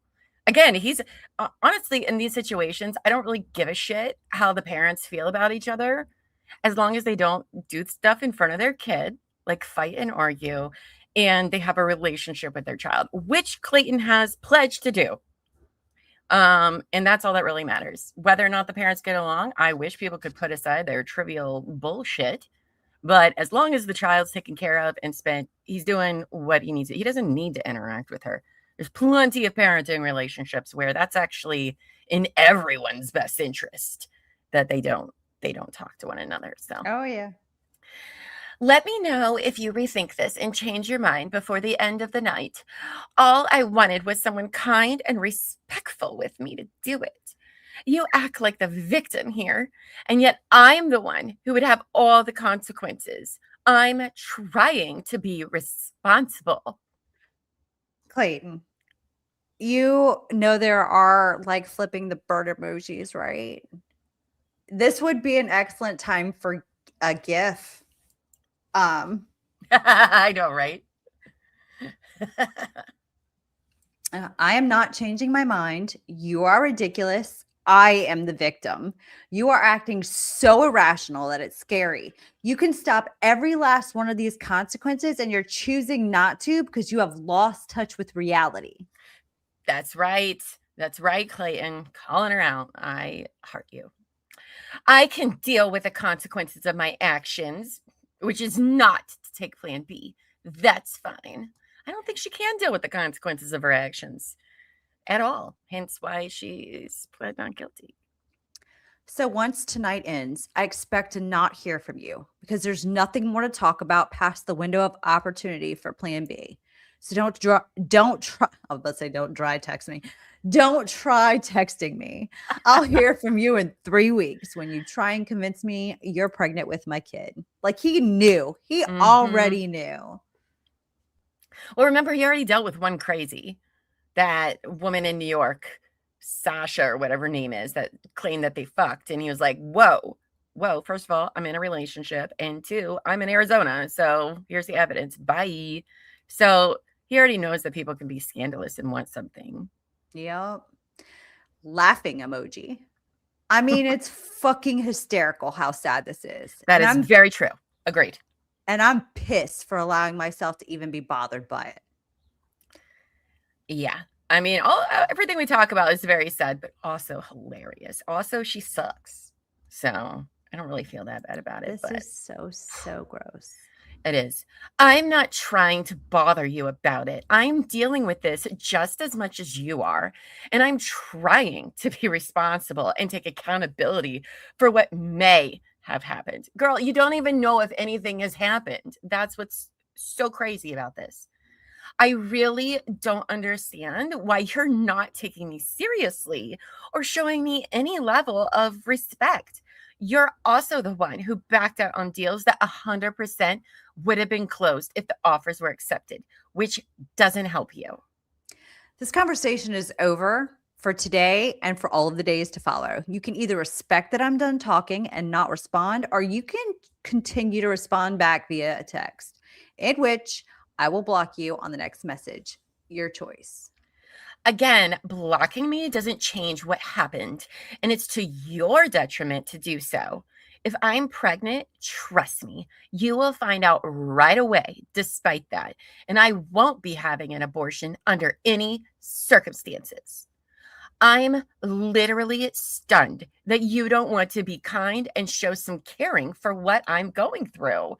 This has worked all the other times, man. It's not all about you. Oh my God. I don't deserve your hatred. You're not hearing me when I tell you why I'm struggling with this. I don't believe in abortion. Interesting. And I don't believe that if conception has occurred, that it's my role to decide to end it. Unless you decide to date me. And then I will, because it's this is a moral decision that I would be making for you.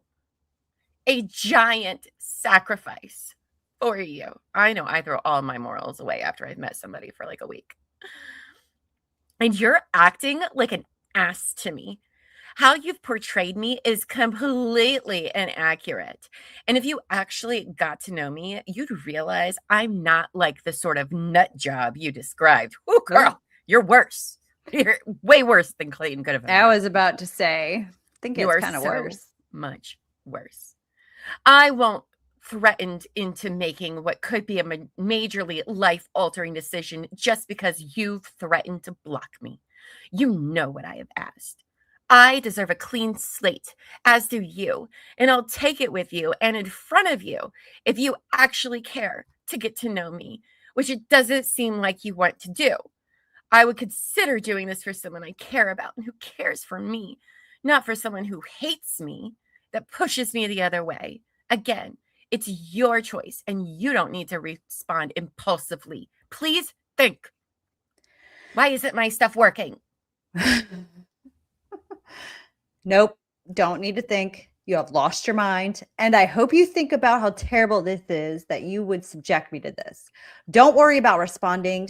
You will be blocked by the time you read this message.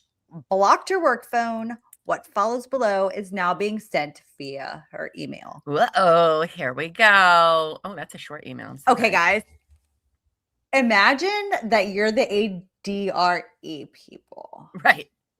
And you've received all of this. What are you thinking right now? I would be showing everybody I know. Like I'm just trying to put myself in like, oh, there's a complaint. Oh yeah, this guy is saying that this never happened. Here's all the text. And I'm reading through this going, what the? Right. Yikes. Right. It does take forever to explain the LO case to everyone. And you're Mhm. like, it's so much worse. It's so much worse. It does not get is. better. Have any of you read the negative reviews on the podcast? They have to be read. Oh, for Love Trap? No. Which one? Which platform? I love reading which one. Okay. Let me tell you how serious I am about all of this, since Oh my you God. think it was a plot to hold on to you.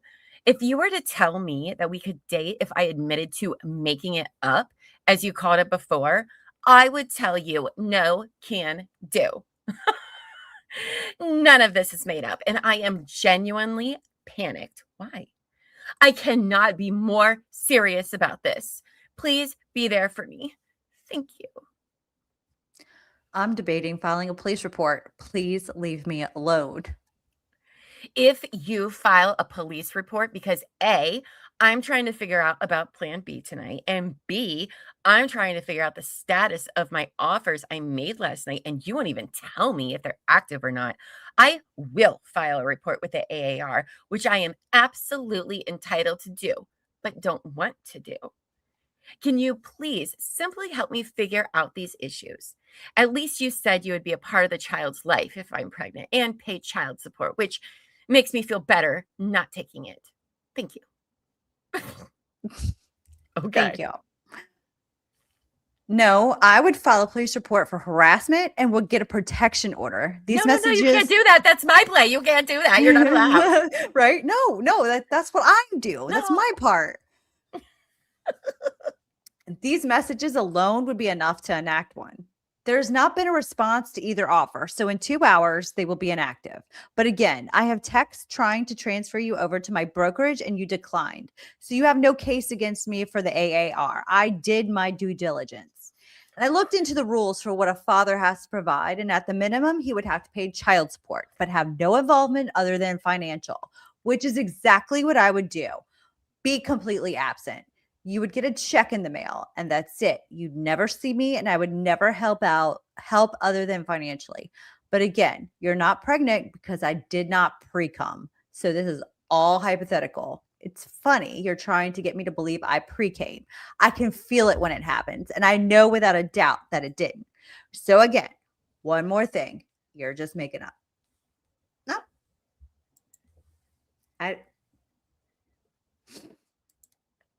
Oh my gosh. Text back. Are these like recent Instagrams from her? Yikes. And download Wait, them. what did I miss? Oh, Text Packet sent me some like Laura's Instagram videos or something. I have to download them because my computer's being. Oh wow. You might have to download them before she deletes them. Are these recent? I'll send them to you, Buff. Yikes. Oh, that's sad. That's not Where great. are you sending them to? Yeah. Hold on. I'll forward them. I'll forward the email to you. Sorry, you guys. I can't multitask. Are you DMing me? Are you sending it Discord? Are you sending it email? An actual email? Oh, Mhm. which email? The one that I I have have you on. so many sock puppet accounts. No, I can't say which one because it's your whole name, dum dum. Oh, that But the one that I use for Google for everything. Got it. Wowzers. Yikes. That's sad. Got it. Thanks for saving me, bestie, and trying to dox myself. Thanks.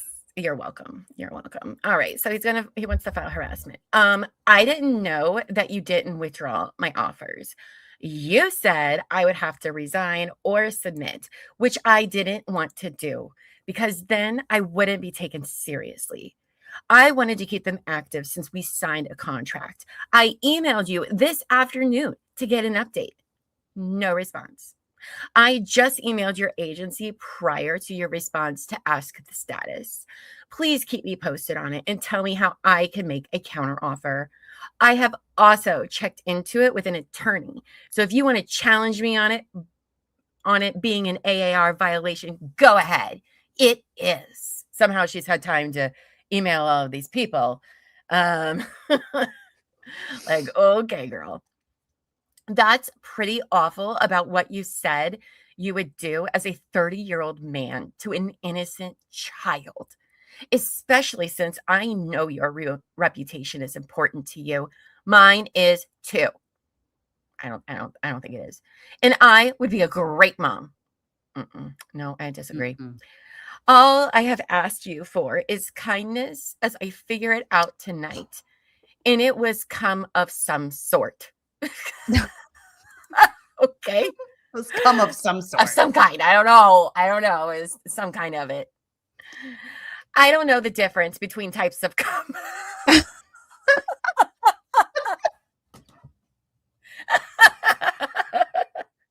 Oh gosh, it never fails.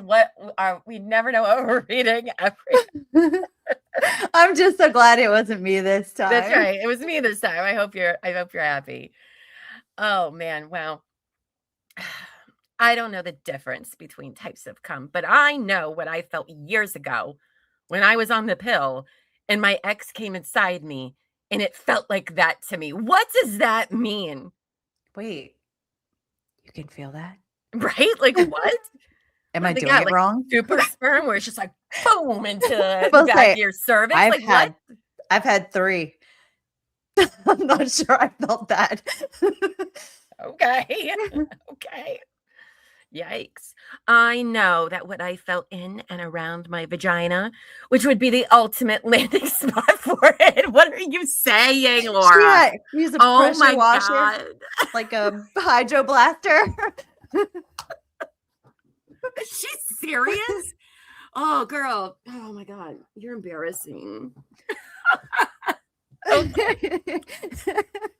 And then she follows up whatever she meant by any of that, which I do not understand. She follows up with, don't try to portray me as some nut job just because it makes you feel better. Girl.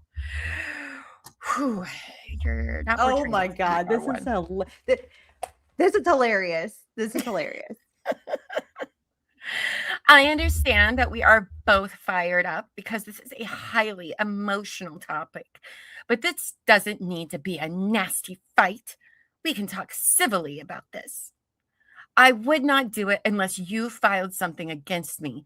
But if anyone had right to file for an order of protection, had reason for worry, it would be me because I am a professional. You are being nothing but cruel. You were saying that if I said I made this all up, fine. But if I said I actually was worried about being pregnant, you would block me. And then you're telling me you would be this horrible father to try to convince me to not take Plan B? Oh, while you're still technically my realtor for another 45 minutes. And I doubt you'd even tell me if my offer was accepted. Good Lord. I watched about half an hour of clips today from The Bachelor for the first time. Bullshit. I don't believe that for 1 second. I didn't know that you had such a cold side until today and was truly stunned at what I saw and experienced firsthand. You can turn this around and be nice. If you saw my message, I said I likely have until tomorrow if you want to sleep on it. I'm not taking it unless it is for a good reason and don't even have it to trade tonight. Does that sound reasonable? And can you also please tell me what happened with my offers? I see that 76 is sale pending at $425K. Couldn't that be our offer?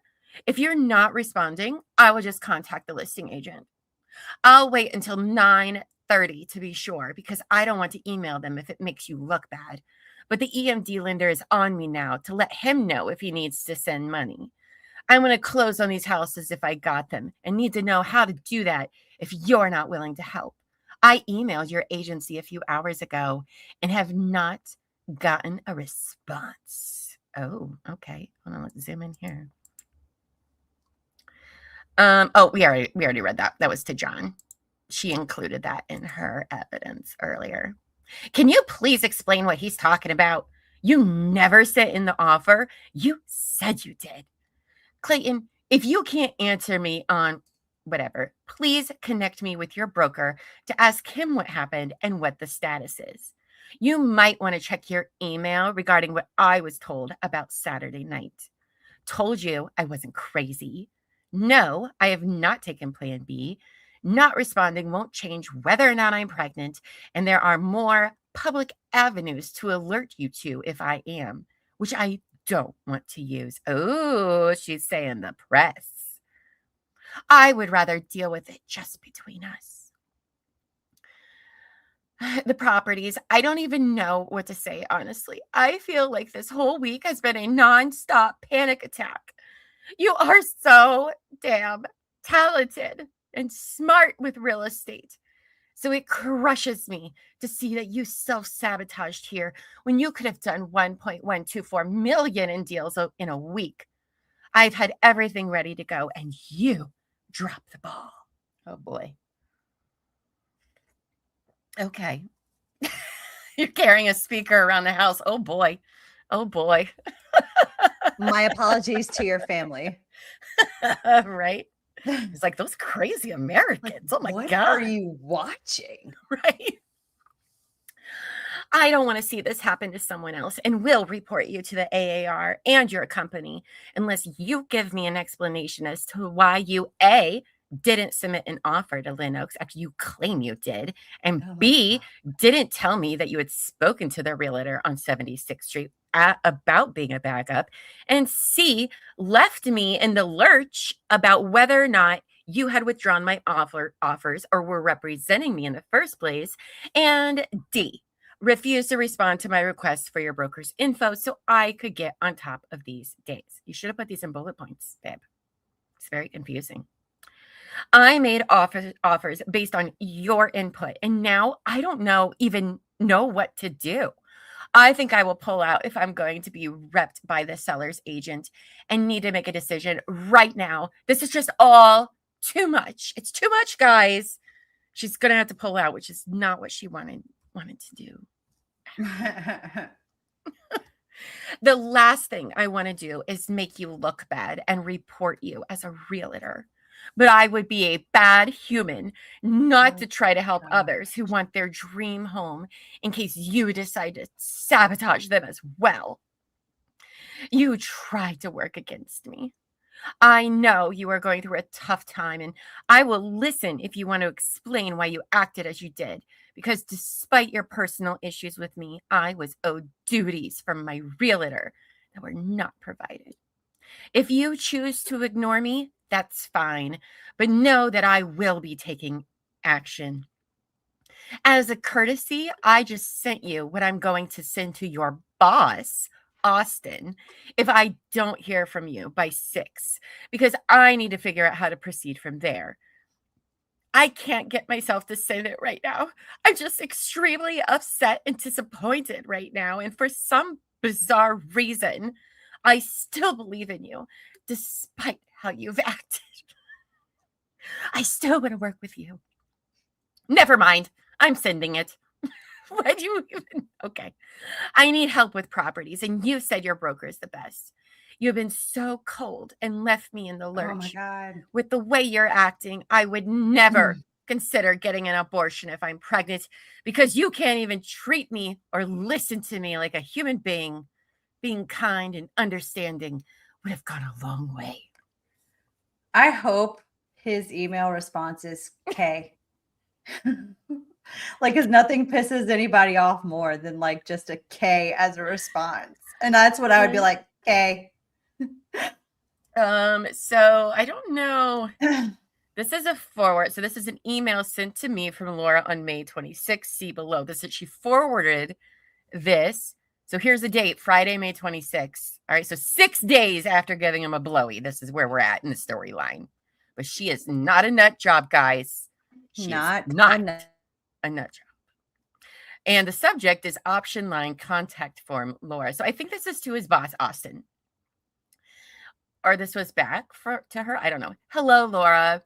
Thank you for reaching out. Yes, pregnancy is possible without penetration. Oh, okay. Maybe this is not to his boss. No, this sounds like it's from she likes online doctors because she can lie. That's true. That's true. Okay. Is option line a business then? Is that what that is? Probably. Okay. I have no idea. Yes, pregnancy is possible without penetration. And while it's rare, but not rare for our delicate little special dewdrop, Laura. Based on what you felt after the encounter you describe, you have cause for concern. If you chose to take Plan B, it is best to take it immediately after the sexual activity occurs, as its effectiveness wears off with each preceding day. Before taking the pill, it's best to figure out when you are ovulating, which is the time during the month that you could get pregnant.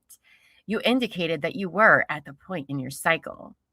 Obviously. Okay, here's the adverse side effects: heavy bleeding, nausea, cramps, fatigue, headache, and delay of a period. So I don't know why you need somebody there for this, babe. If you don't have a regular OBGYN, I would recommend here's some places you can go, and that's it. So, so she's filling out a form for option line. Okay. She does love unreasonable deadlines. And if you don't answer her, that means it's a yes. Hi, I was wondering if you could help me figure out whether or not Plan B is something I would need to consider taking after a consensual interaction. I have not been on birth control for more than a year, nor have I done anything physically whatsoever with anyone since I went off of it. This past week, I was consensually intimate with a partner, although we did not have intercourse. For all those people, look, she's saying it. We did not have intercourse. This will be very important soon. We did a significant amount of, for lack of a better word, humping with no clothing, underwear, nor a condom on. I performed oral sex on him, and he came in my mouth, and he fingered me as well. When I got up to go to the bathroom, I felt fluid that should not have been present based on what we had just done. Okay. While this seems like a question that would be posed by a teenager, yeah, boo, I'm more than a decade beyond those years. Like most my age, I've had intercourse enough over the years to know what is normal and what is not normal to see and feel down there after intimacy. But I feel like she doesn't. I mean, we do know that she had sex with Greg and Mike. They confirm that, but. 480s is in the chat. Hi, 80s. I'm so sorry. We're learning things. I finally brought it up to the man I was intimate with. Oh, wait, I'm sorry. This felt like that. Not like what it should feel like after him going to second base on me. Oh, wow. And you just said I'm an adult woman. And in this, you're just like, we went to second base. Nobody says that. I finally brought it up to the man I was intimate with, who understandably had the reaction that it would be impossible to be pregnant if intercourse hadn't taken place. After looking it up and learning that it can happen without it, he said that he was sure that he didn't pre-cum when we were rubbing against each other. I don't know if it could have been pre-cum or cum I felt when I got up. I don't know. There's so many different kinds, apparently. All I know is that I am very familiar with what my own fluids look and feel like before, during, and after I climax. Oh, wow. Okay. So that's very bizarre and weird. That's so much more information than I needed to know about her. Right? No, she's 33 years old at this time. No 33-year-old woman writes that. Okay. All right. I'm telling you, her brain is not, though. Mm-mm. Oh, no. She is definitely like full on 14 in there. Right? It does feel like a post on Quora. That it does. Wow. No. Is Quora still around? That's like 100 It is. years old. Oh my gosh. It is. And it's a weird place. I don't know if it's just bots on there now. I think so, but it's crazy. All right, so this email was sent to Clayton that Laura drafted to send to Austin, which I think we already read.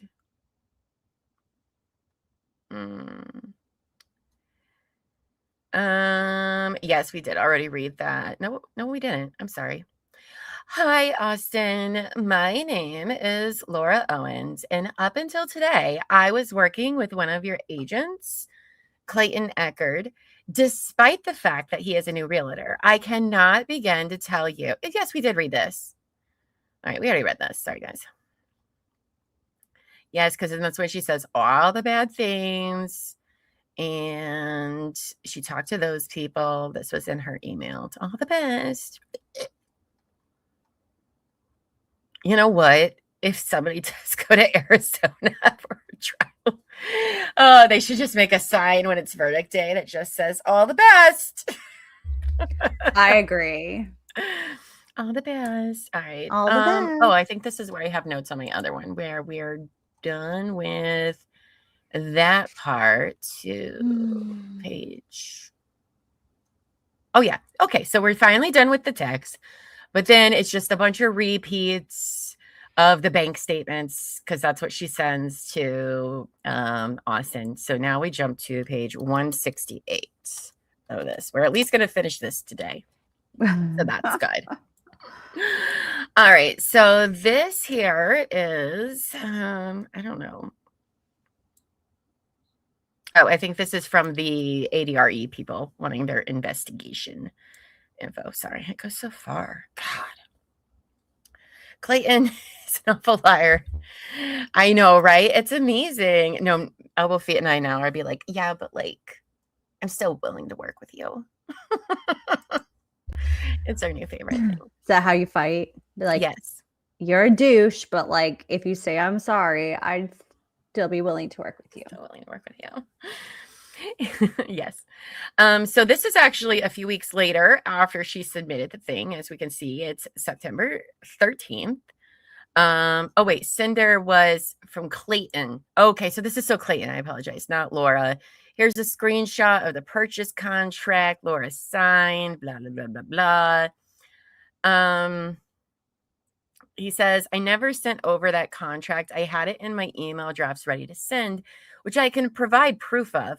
But I sensed that Laura wasn't going to follow through with the deals unless I took her on a date, as referenced on the Laura Owens transcript. She ended up confirming a couple hours later that day that she couldn't move forward with the deals unless I were to give her a chance. So my intuition was right. She did submit the contract herself to that agent and could have taken over the deal as well. But it is my understanding that that other deal was already under contract. Oh, I should let you read this because you're clean. Sorry. Oh, well. I did not ask for further details from the listing agent as I was more focused on finding Laura a new agent to represent her. My broker, Kathy Swan, also was in contact with her at this point and offered up options for realtors, but Laura declined them all. Of course she did. Kathy should have those emails to reference if needed. Laura is currently threatening to go public to page 6 to publish an article about this pregnancy she is claiming is real, but has provided no proof of. I hope you all can see through the many messages that she is trying to force me to date her through filing claim after claim. She just recently emailed me saying she dropped the case with you all if I were to reopen communication with her. Oh my gosh. I can provide proof of that. My point is this isn't about her losing out on deals. This is about her trying to strong arm me into communicating with her and dating her, which I absolutely will not do. I hope you all are able to see that this is not a cut and dry case. The context is unique and hopefully is being considered greatly. I had no intention of wrongdoing. As a newer agent, only 1 month in at the time, I was just trying to keep things professional and not waste any other agent's times by bringing a buyer to them that was not serious about moving forward with the deal. Thank you for providing. Oh, Andre says, thank you for providing information for the department to investigate the case. Ms. Owens claims she made offers on 2 properties. I see evidence, blah, blah, blah. Do you have blah, blah, blah, blah? Doesn't matter. Okay. Sir, did you even read the text messages? Right? Like, Yeah. they're like, yeah, we don't care about any of that. Did you submit the offers? Like, no. All right. So this looks like it's ooh, that's a letterhead for a law firm, I'm assuming. Okay, maybe. So this is to Kathy Van Furdenberg. Oh, wow. Okay. So this is September 14th. Dear Ms. Van Furdenberg, this firm represents Catherine Swan. Why did Catherine Swan need to get a lawyer? That's wild. Okay. So add another person that she's made have to get a lawyer. This firm represents Catherine Swan in connection with the above referenced matter, the complaint filed by Laura Owens. Please accept this letter as Ms. Swan's response to your letter dated August 31st, 2023.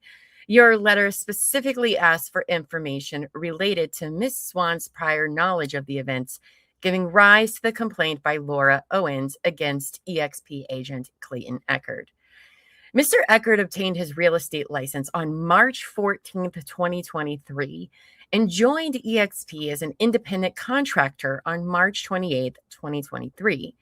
We have had no negative experiences or consumer complaints about Mr. Echard prior to the subject complaint. Mr. Echard advised Ms. Swan of the situation on Friday, May 26, 2023, which is where our text ended. Mr. Echard's description of the events was consistent with the information he has provided the Department of Real Estate through this complaint process. Based on the circumstances, Ms. Swan decided that Ms. Owens should be represented by a licensee other than Mr. Echard, and Ms. Swan advised Mr. Echard she would address the situation the following week. Okay. Ms. Swan then received a lengthy email, as always, from Ms. Owens on the evening of May 28th, 2023, explaining her position. May 28th was the Sunday of Memorial Day weekend, and Ms. Swan responded to Ms. Owens the next business day, May 30th, at 7:57 a.m., asking for input as to how she would like to resolve the matter, which we read at the very beginning of this. Ms. Swan offered to refer to her to another agent. She ultimately refers Ms. Owens to another licensee, and in spite of multiple follow-up communications from the agent, Ms. Owens did not engage. Mr. Echard also referred Ms. Owens to licensee John Izzo to assist her, and basically she refused to engage with him as well. As part, our firm researched any real property Ms. Owens may have purchased, and guess what? The answer is none. Okay, so none. And so she's basically just backing Clayton up in this, which I think is very nice of her to do. Who is Catherine Swan? That's a good question. She's she's one of his superiors in the firm. I don't know the levels of real estate, but I think she's the broker, which I don't know what that means. Like she's the one that the real estate license is under. Like, I don't know. Around here we have like real estate agencies, but usually there's like the big person's name, and then they have a bunch of like agents that work under them within, but there's like that one person on the, sounds like. Right. Yeah, she's a very big to-do in no wait, what do I 181? But I don't know how that works because I don't got pony money. I don't have pony money either. Mm-mm. So this is, it doesn't have a date on it. Oh, yes, it does. 9/15. All right. This is Arizona Department of Real Estate. Dear Mr. Echard, the department reviewed the above case and found that your failure to submit an offer from your client was a violation of Article 11, professional conduct. Duties to client: C, a licensee shall expeditiously perform all acts required by the holding of a license. A licensee should not delay performance either intentionally or through neglect. So they're saying he violated that. The department has determined that while the circumstances and evidence as of this date do not warrant disciplinary action, such as taking his license away or anything like that, the issuing of an advisory letter of concern is appropriate. No, that's going to go in his permanent file. A letter of concern is a non-disciplinary letter advising you that your actions were improper and any such instances in the future could result in disciplinary action. Well, then why do we even have that? That's stupid. While this letter of concern is not a disciplinary action, the department may consider it and the underlying facts related to it, determining any future disciplinary actions. Oh, It so just come up goes in a later, I see. file. Like it can just be used against you later if this seems to be a recurring event. And then they send one to Laura, letting her know that he did have the violation, but this case is closed with the issuance of the non-disciplinary letter of concern, which I'm pretty sure she was very pissed about. Oh, I'm sure. Oh, like here that we go. Did she think that was going to win him over? Like, even if he had lost his license, what did you think that would accomplish? Right. So, and then it looks, so that's on September 15th.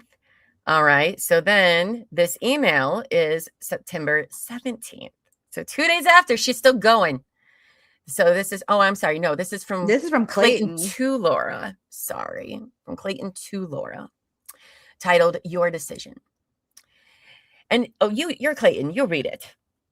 Oh, I'm Clayton. And if you can't tell, I'm unbothered by it all going public, because once it does, your name will be out there. That was your mistake to file a public case. I know the truth, so that will set me free. Don't waste your time telling me you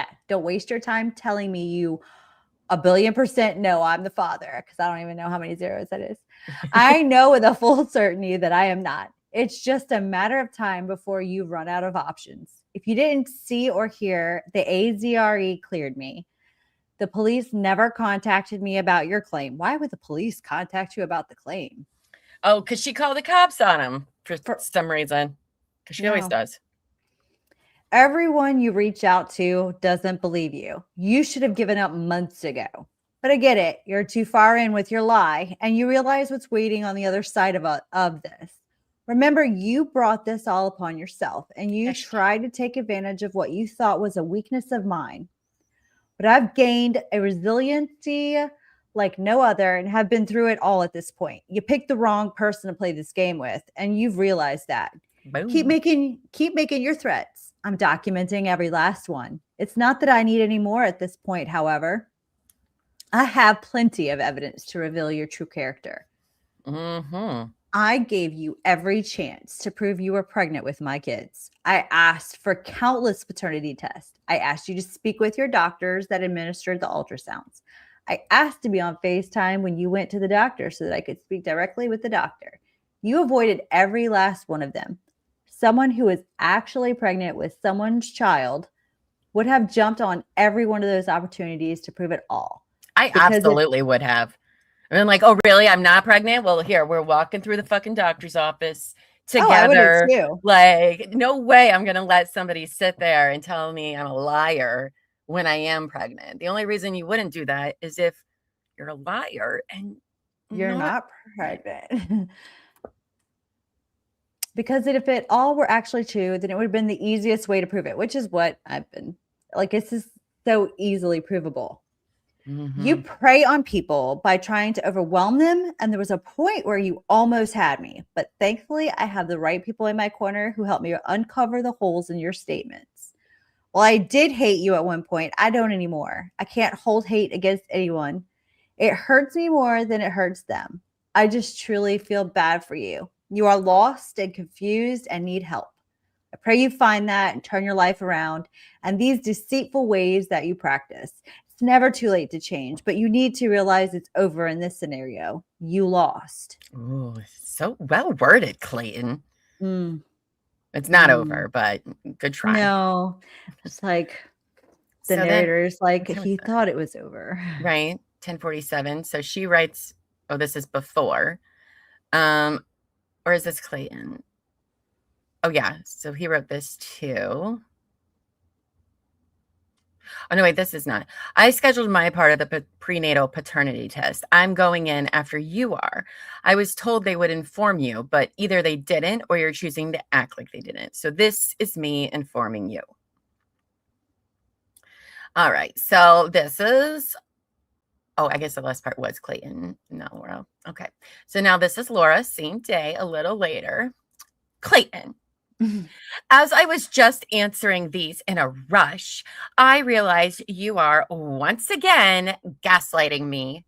You know 100% that this is true and that you are the father. Why would I be begging you to take a paternity test if I wasn't pregnant and you weren't the dad? God, Greg. I scheduled my part of the prenatal paternity test. I'm going in after you are. Oh, that is. She did say that. Oh, no, wait. Those are his. In purple must be Clayton's things. Okay. Okay. Well, he didn't leave us a legend. I know. It's not perfect. I scheduled my part of the prenatal paternity test. I'm going in after you are. I was told they would inform you, but either they didn't or you're choosing to act like they didn't. So this is me informing you. No, I didn't, but that's great. If you didn't see or hear, the ADRE cleared me. That's not what they said to me. You didn't get disciplined, but it's on your file. See the attached reason. Oh, I'm not going to read that again. The police never contacted me about your claim. Right. Because I told them I just wanted to have everything on record in case something happened. I specifically asked them not to contact you unless there was a violation. You're welcome to ask Officer Mice. Okay. Everyone you reach out to doesn't believe you. That is absolutely 100% bullshit. I literally told Page 6 I was suicidal and thought that it being public would push me over the edge. Ask Bernie. Who the fuck is Bernie? Okay. Bernie Sanders? I don't only Bernie I know. I don't think so. I don't think she's feeling the burn. Feeling the burn. Yeah. Hydroblast maybe, but apparently not the burn. You should have given up months ago, but I get it. You're too far in with your lie and you realize what's waiting on the other side of this all. And that's why she's not going to take the plea deal. Absolute bullshit again. What's waiting on the other side of this all is twins and a positive paternity test proving you are the father. Remember, you brought this all upon yourself and you tried to take advantage of what you thought was a weakness of mine. But I've gained a resiliency like no other and have been through it all at this point. You picked the wrong person to play this game with and you realize that. Keep making your threats. I'm documenting every last one. It's not that I need any more at this point. However, I have plenty of evidence to reveal your true character. This is 1,000,000% isn't a game for me, and these are not threats. Good luck trying to reveal my true character. She doesn't even know she has one. Medical documentation proving all of this. No, you don't. You don't, though. I gave you every chance to prove, you were pregnant with my kids. I asked for countless paternity tests. I asked you to speak with your doctors that administered the ultrasounds. I asked to be on FaceTime when you went to the doctor so that I could speak directly with the doctor. You avoided every last one of them. Someone who was actually pregnant with someone's child would have jumped on every one of those opportunities to prove it all. Because if it were actually true, then it would be the easiest way to prove it. You're full of shit. She is so mad. That was not in all caps. She's not that mad. You asked for countless paternity tests? Then why didn't you respond to my more than 50 different requests via email? 50, wow. Why didn't you schedule when I had paid $725? Why didn't it take you so long to schedule a test? You can hear from the attached conversation with Melinda at Exam 1 and Brett at Ravgen that you are the one who refused. If this got to court, they would back me, not you. Oh, you're so wrong, Boo. I told you that you could talk to my doctors. I told you I would sign a HIPAA release so you could come talk to anyone who performed any tests on me, and you didn't contact me back. I even invited your parents to come to my appointment. Ma'am. See the attached proof of all of this. Ooh. You prey on people by trying to overwhelm them and there was a point where you almost had me. But thankfully, I have the right people in my corner who helped me uncover the holes in your statements. While I did hate you at one point, I don't anymore. I can't hold a hate against anyone. It hurts me more than it hurts them.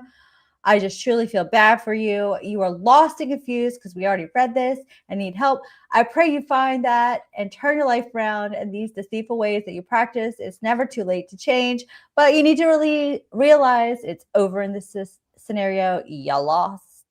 There haven't been holes at all in my story. I haven't once changed my story. Medical evidence doesn't lie, Clayton, but you do. Well, I mean, it does if you falsified it. Right? This load Allegedly. of BS right here is the definition of gaslighting. You're right. Being pregnant with your children does make me lost and confused, and I do need your help, which is why I have asked you for it. And I've said all along, I'm happy to provide you with anything else you need. You're the one who chooses to pretend this isn't happening. Diana Cooper from The Sun will be forwarded this email as well, and she has assured me my name will be left out. All the best. Jeez Louise. And these are some attachments that we don't have, but I'm sure they pop up later. So, wow, that was the end of that ADRE complaint. What a crazy pants. Oh my gosh. What a crazy pants. Yeah. I don't even understand. Don't worry, we have more. We got time. I just the relentlessness. I don't understand how somebody has that energy constantly and how they just don't stop. And here's another reason why we know she was never pregnant, because if I was facing 14 fucking felonies that could put me in prison for 50, 60 years or whatever, bet your ass I'd be pulling those out and be like, nope, see, that's true. And there would be documentation all over the place. She doesn't have it. She's a liar who lies. But why would she lie? She's not a nut job, Buffy. She is a nut job. She is a nut job. In my opinion. Jesus. In my opinion. In my opinion.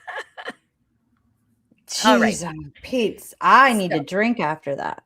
I know, right? So she had just sent those emails to Clayton on the 15th about talking to her and all of that. But the day before, all right, so in what we just read, she's talking about going to the press, all right, to out him for being a terrible man and a terrible father, and the world's going to hate you more than they already do because you're the worst bachelor ever, which I don't understand why, but whatever.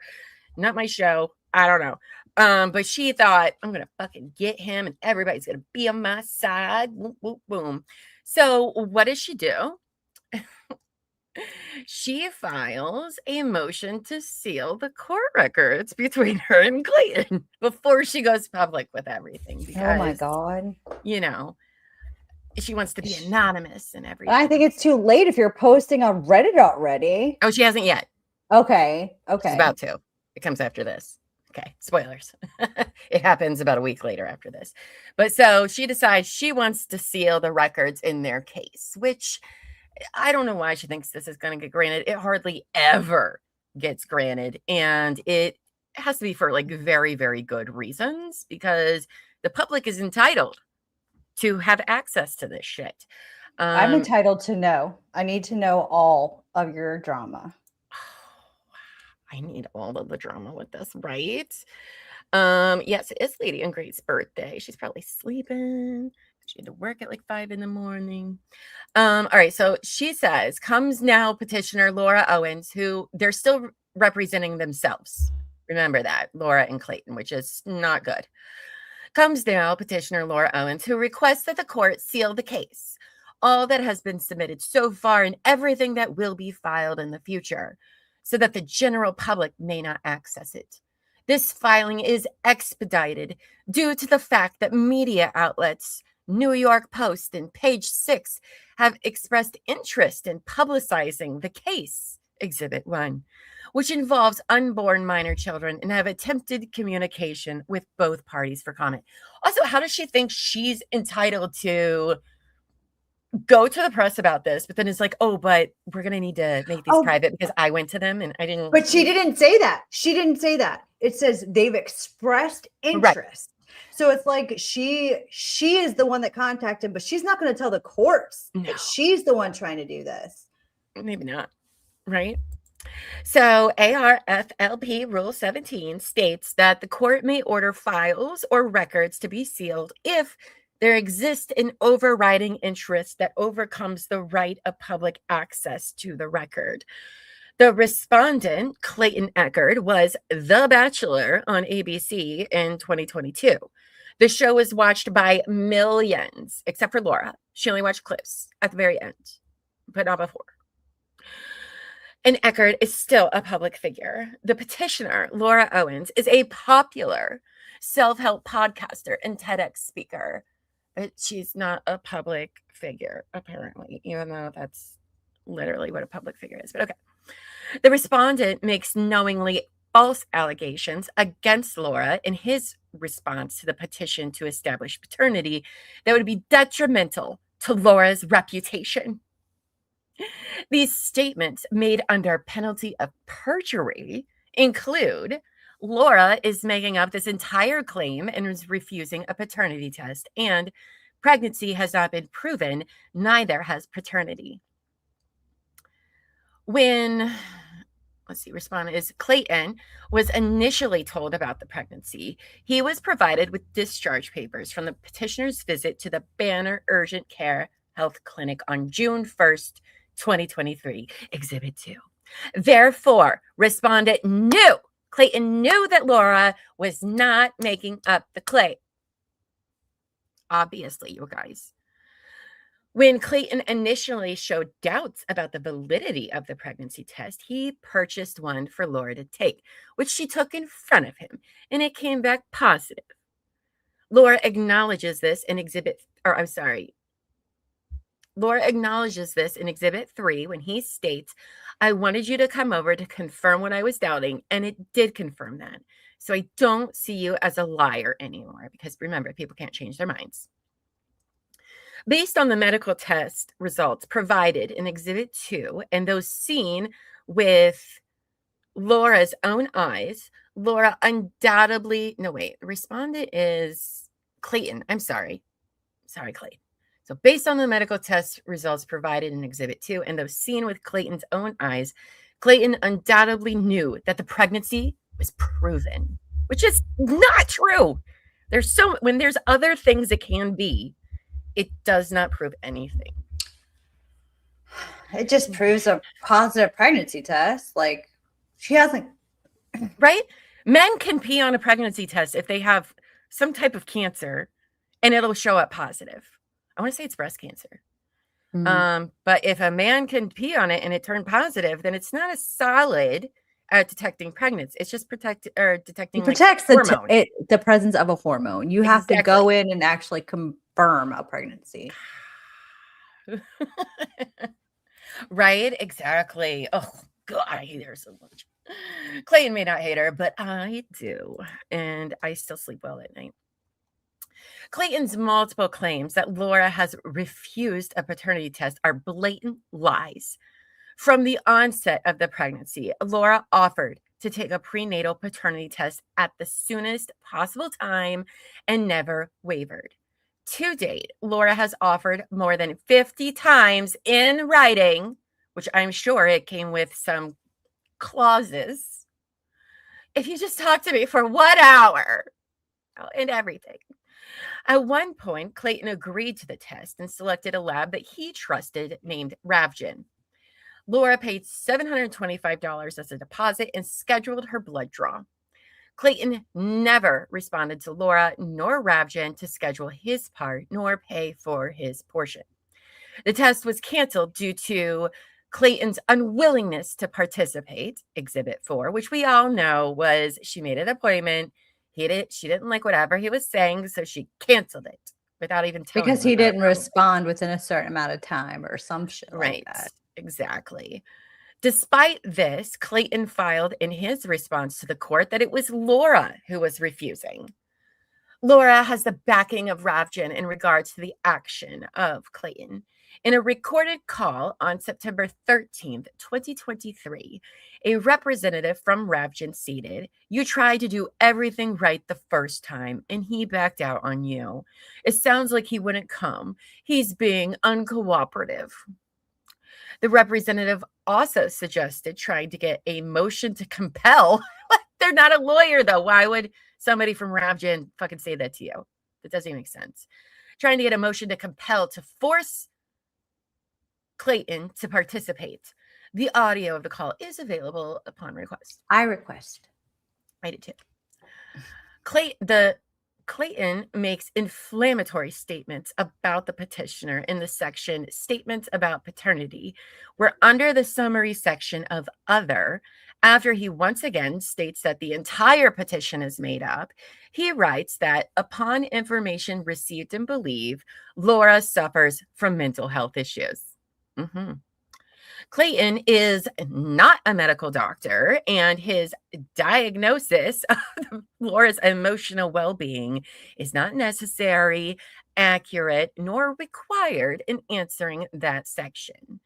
In addition, Clayton writes that he is concerned that she is stalking me, despite the fact that it is Laura who has made a police report about Clayton, not the other way around. Oh. Those extremely serious allegations are completely unfounded and would undoubtedly be damaging to the petitioner's reputation if they were to be exposed in an article written by any media news outlet. Girl, you're going to do way worse stuff for yourself. Clayton's blatant disregard for the truth in his response, which is public record, has left Laura in a very vulnerable state if the New York Post and Page 6 publish them as they plan to. Despite the fact that Clayton's statements are false, the allegations would be linked to Laura, who is a speaker on domestic violence, and would surely harm her career, because I'm pretty sure, like one time, right? She is a very popular self-help host. No, they probably told her, like, girl, because I think she wanted to be anonymous, but like, your shit's all public, so they don't have to make you anonymous if they don't want to, right? You know? And I think that's when she realized, fuck, okay, well, I guess I'm going to put this in court first. Now, this speaks to the rule that a substantial probability exists that the overriding interest will be prejudiced if the record is not sealed or redacted. Which, by the way, I think the only seals I've seen on stuff usually is murder or sexual assault of some kind, and especially if it's minors. That's when they seal records for good reason. Everything else, even then, a lot of murders, they're like, go fuck yourself. No, not happening. It's definitely not happening in a case like this. Get out of here. Laura also referred to the fact that the public would likely not respond well to the fact that Clayton stated in his response that even if he is proven to be the natural father, he does not want to appear on the unborn twins' birth certificates, nor give them his last name. Oh, okay. And Laura attempted to get Clayton to file a stipulated motion to seal in an effort to protect Clayton's false claims from becoming public knowledge, but did not receive a response. She thinks that Clayton gives a fuck about her, the public knowing about her and her craziness. Wow. No, girl. He's like, go right ahead. Fucking go. A good faith effort was made. However, as it is in the best interest of the children that both parents maintain a good public image, which is exactly why I went to, shitty magazine and articles to make out this stuff into the world, because I care so much about my unborn children's futures. So think of the kids. She's definitely not, because there are no kids. Exactly. If information from this case is disseminated to the public through tabloid media outlets that I contacted, it would be negative in nature, portraying Laura in a false light and affect the careers of both Laura and Clayton. Well, then don't do it. Right? I didn't know there'd be consequences to my actions.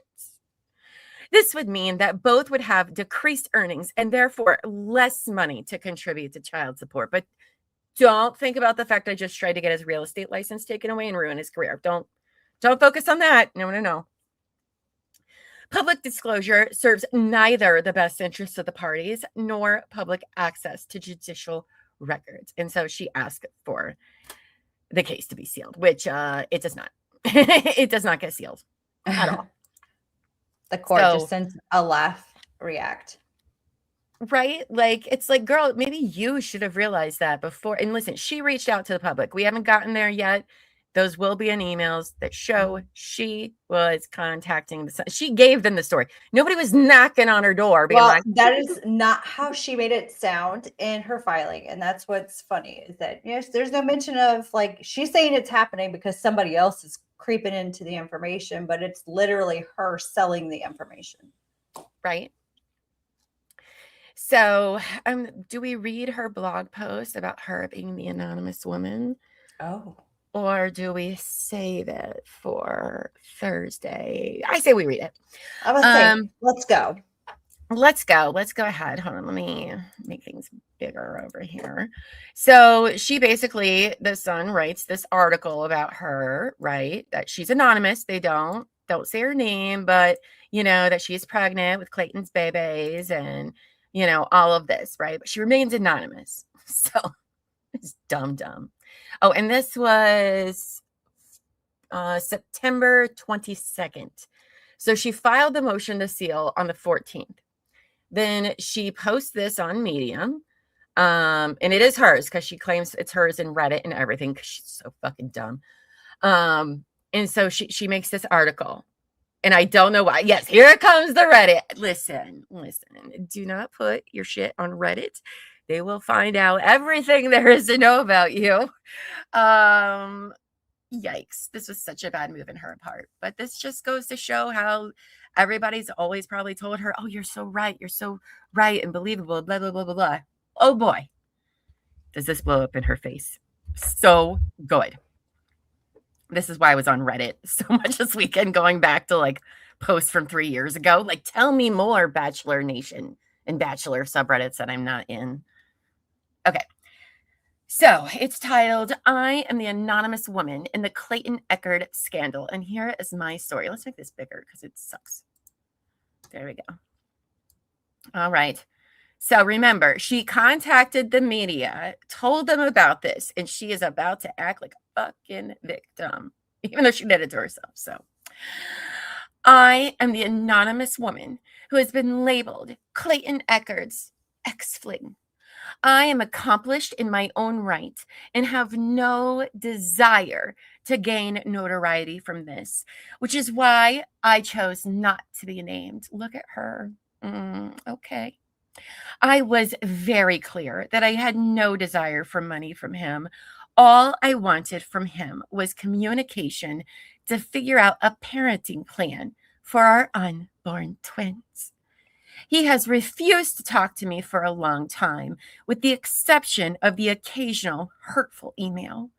I told him many times that if he did not figure this out with me privately, I would go to the media because I thought that would get him to step up to the plate. She said this publicly, which I don't know why she thought that this was okay to do. And everyone would be like, yes, because that's horrible. Horrible to do. Putting out your fucking personal business like this that involves children. That's crazy. That's not okay.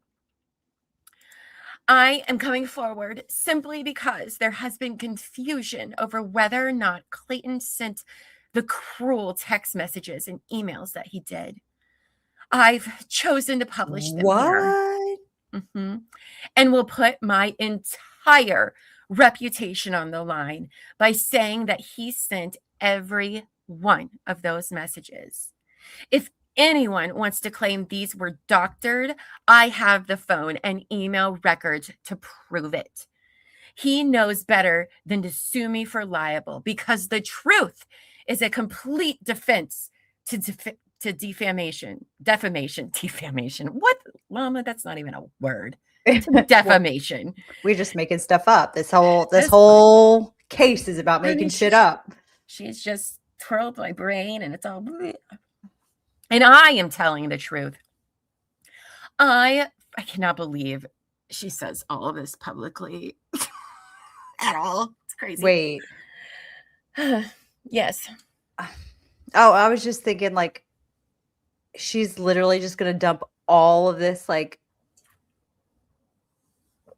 publicly. Mm-hmm.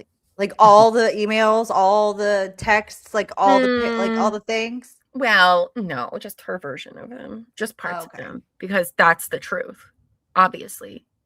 Except for her side, where she's like extorting him. Mm-hmm. Yeah, she dumb. She real dumb.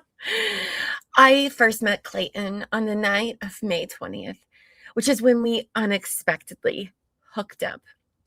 I was not on birth control because A, I hadn't been sexually active since March of 22, and B, my anti-seizure medication interfered with it, which is interesting because remember her anti-seizure medication is lamictal or Lamictal. I have issues with that being, it's also an anti-seizure medication, but she says that she has depression and it's often used to treat depression. Source, me, because I took it. And also, when I got pregnant last year, guess what I had to come off of? Lamictal, because it is not good. But yet she stays on it and everything. And that's because she didn't go to a fucking doctor to talk about it. So I went off of everything, but okay. In the days after, I told Clayton that I had been considering taking Plan B because I wasn't on birth control. In the end, I didn't. So she's already left out quite a bit. On May 31st, I had a pregnancy test done prior to a medical test. It was negative. I was still concerned I was pregnant since, again, I wasn't on birth control and bought a pregnancy test the next day. On June 1st, I tested positive. That's interesting indeed. I wasn't on birth control. Oh, wait, I'm sorry. I knew Clayton wouldn't believe me. So I decided to go to urgent care to get a test done. I figured he would believe it if there was official medical documentation. Contrary to what many have said, it was not on that day that I learned I was having twins. All that happened was that I discovered I was pregnant, because that would be crazy. I mean, I don't know. 11 days, I think to some degree, your body does start changing, but does it start changing like that quickly? I don't know about that. I mean, how many days? This happens 11, 12 days. But I mean, I'd be 6 weeks before I knew both times. And that's also because I was a very skinny, tiny person that once I started growing boobs, it was very obvious because I didn't have any, really, So it was like, well, yeah, my boobs are definitely getting bigger here. So guess I'm going to need to pee on something. See, I knew before then. I knew. Did you? I don't know. Oh, yeah. Oh, wow. That's interesting. It was like right at my period. Well, yeah, mine would be like a week or two late of my period. No, I mean right at my period. Like I could already feel changes. Well, I've also been pregnant three times. Like each after the first pregnancy, like it was like my body was like, oh yeah, we've done this. So like, you know what I mean? Right. I kind of already knew. Nor it's correct. The only people I knew who tested this frequently were on fertility meds trying. Same. It is never my first assumption that I'm pregnant, like ever. And actually, it Oh. turns out Laura and I have a lot more in common that we haven't gotten to yet. So I feel differently. I mean, just like no, I can just like feel something's not right. Usually my was sense of it to smell come is just ridiculous. to the back of your cervix like that? Is No, that why? no, it wasn't a I'm kidding. hydroblast situation. No offense, Mr. Buffy. But it was more of a like my sense of smell. They were just things. Oh, interesting. Pregnancy is a wild thing of like how it's different with everyone. That's crazy. It's interesting. So yeah, I mean, I'm not saying she couldn't have thought that she was, because it's such a huge spectrum, but I am very suspicious. Obviously we know the true story here, but okay, girl. I wonder what the internet's going to think about this. Let's see. I sent Clayton an email with a timeline and all of the evidence. I got this response, which is proof that Clayton very much knew and believed that I was pregnant before we hooked up. Hold on, I got to make this fucking gigantic. Stupid. Well, I can't read it. So I'm sending this email to acknowledge that I have received it. Excuse me. I will take a paternity test, something for me to blah, blah, blah. I will not When be the time comes for me to. But until then, there you go. I will not be interacting with you further. What a dick. Jackass. We're just kidding, Clayton. We don't think that. Yeah, it was a joke. In case you can't tell, we're on your side of this. Okay. So we did not communicate much after that for several days. I don't believe that. But I did get this message from him. This is the last time I will communicate with you on. Oh, wait, you're Clayton. You read it. This is the last time I will communicate with you on this matter. I would like for you to get an abortion if you are pregnant with my child, which I still don't believe, but it doesn't really matter either way. If you do not, that's your choice. Then in that case, if it ends up being my child, I have decided that either you'll take 100% custody of the child or it will be put up for adoption. I will not be raising it in any capacity. He also spewed the following insults at me. And for those who doubted that he did, I have records to prove it. This is the same bullshit she sent to the cops. He said, oh, you can read these. I don't believe you for a second, and it's honestly sad this is what you've resorted to. You're embarrassing yourself at this point. You need to seek professional help, and I hope you will do so to take a deep dive into addressing all this trauma. Girl, really is cherry picking. Mm-hmm. I hope you understand how sick this is of you to try and pull on me. You want me to stress about wondering if I impregnated you for weeks. Laura, ask yourself why you're doing this. Please reflect now. Why are you subjecting another human being to this? You're trying to destroy my mental state. But that pain you feel, don't place it upon someone else. But to try and bring someone else into it all is just cruel. I legitimately hate you right now. Oh, there's more. Oh my God. You've made my life so stressful since I've known you. And if you decide to not to take plan B, and in the wild event that you are pregnant, I would hate you even more. My hatred will only grow if you decide to put me through all of this. My animosity would last for a lifetime, and that's not something either of us want to subject ourselves to. Even if a kid was present, I would not say a word to you. I would not acknowledge you. One thing about me is when I make up my mind for good, especially when it's rooted in anger, I don't sway. Ever. I am the victim. You are acting so irrational that it is scary.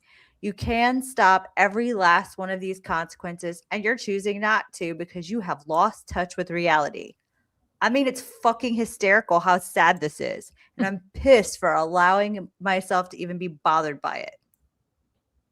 You have lost your mind, and I hope you think about how terrible this is that you would subject me to this. My hate is toward you and you only. I have decided I will no longer be in contact with you unless your mom takes a phone call with me. If she will not, that's okay, but then all communication will be cut off.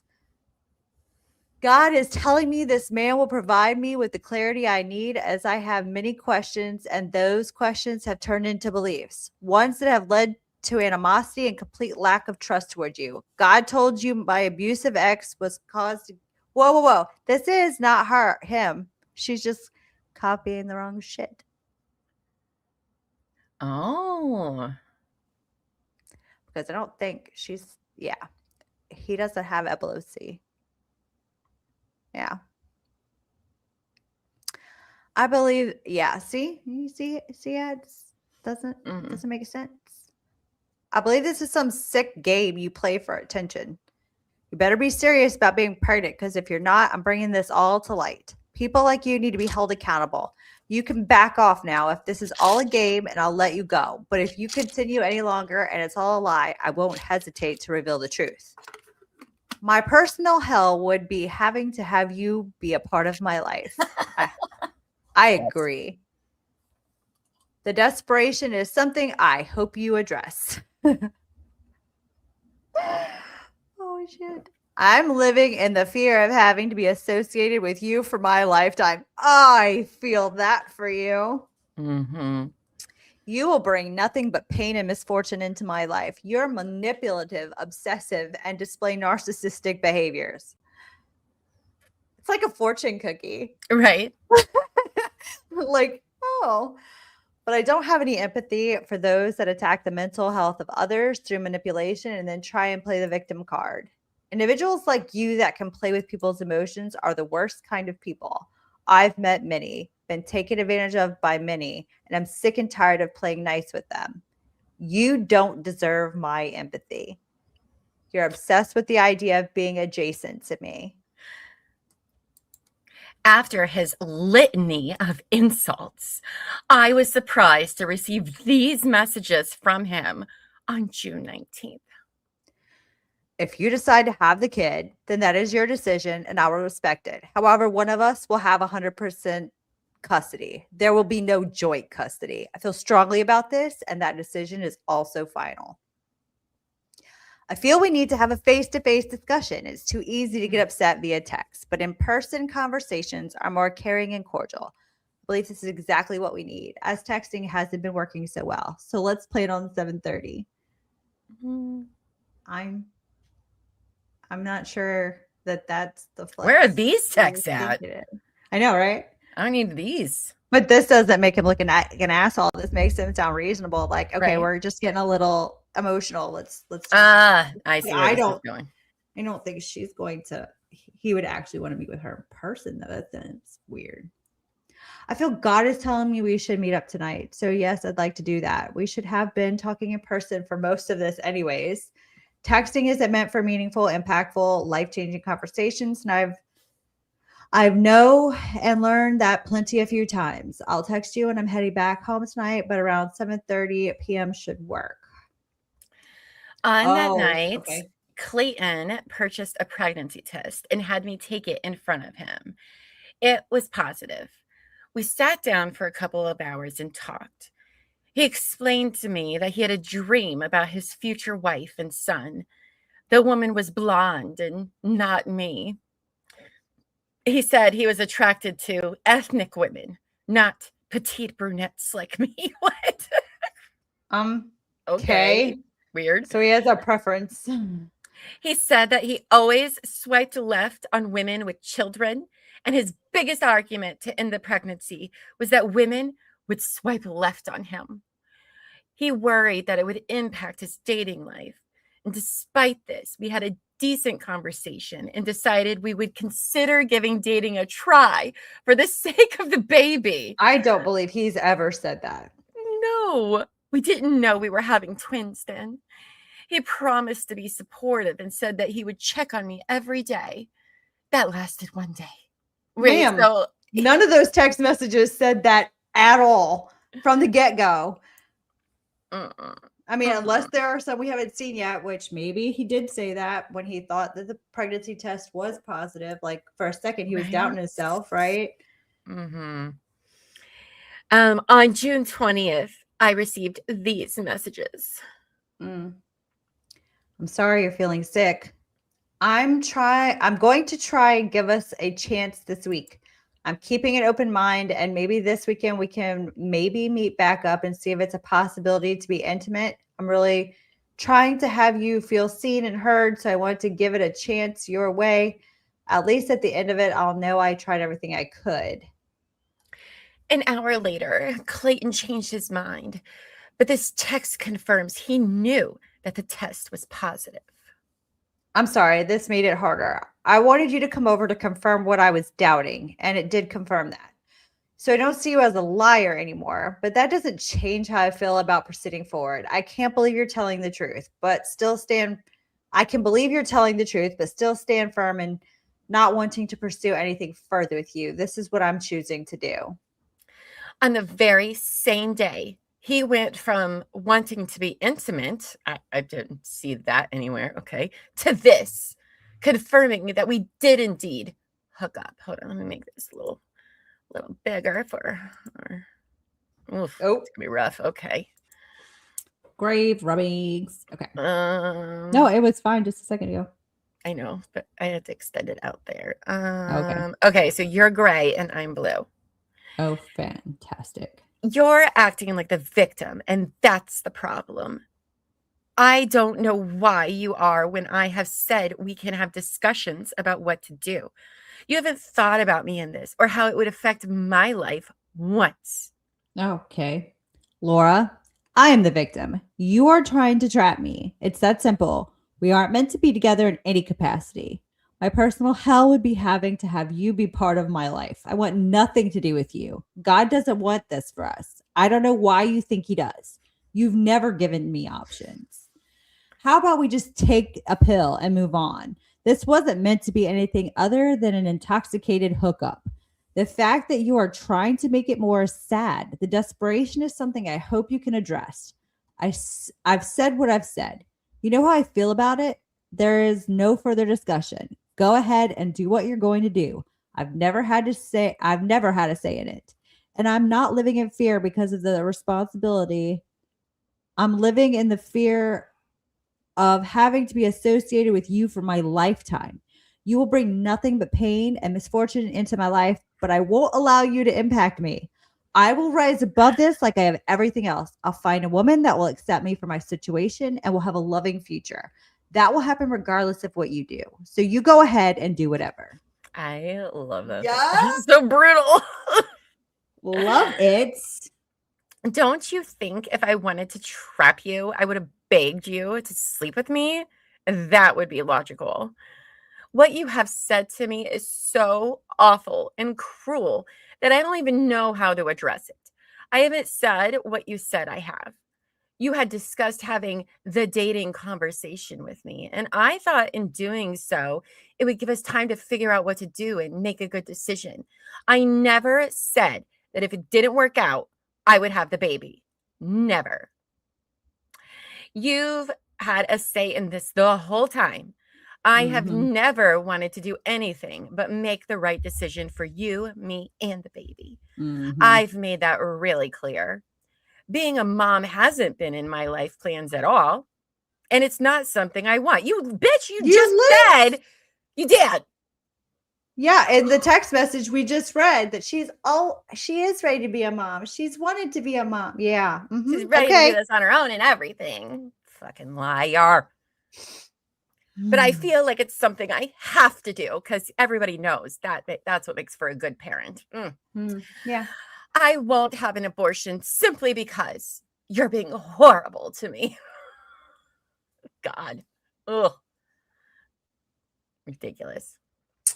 Well, let me tell you, I haven't felt like I have had any say, and that's my perception. So it doesn't matter if you think I've had a say, because to me, I haven't had any. So accept responsibility for how your actions have been perceived.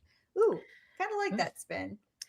On June 21st, I received an email from Clayton with a theory that my anti-epileptic medications caused me to test positive. I disprove this theory, which you can view below. You can also see that the positive pregnancy test I took at his house is on the counter. So Clayton messages her Oh, that's you. You're Clayton. I'm trying to. What the date? I can read is. it. No, I was trying to see what the date was. 9/21. Oh, yeah. Okay. So this is the email the day before she makes this post, this blog post. Unless that's when she printed it. It could be when she printed it. I don't know.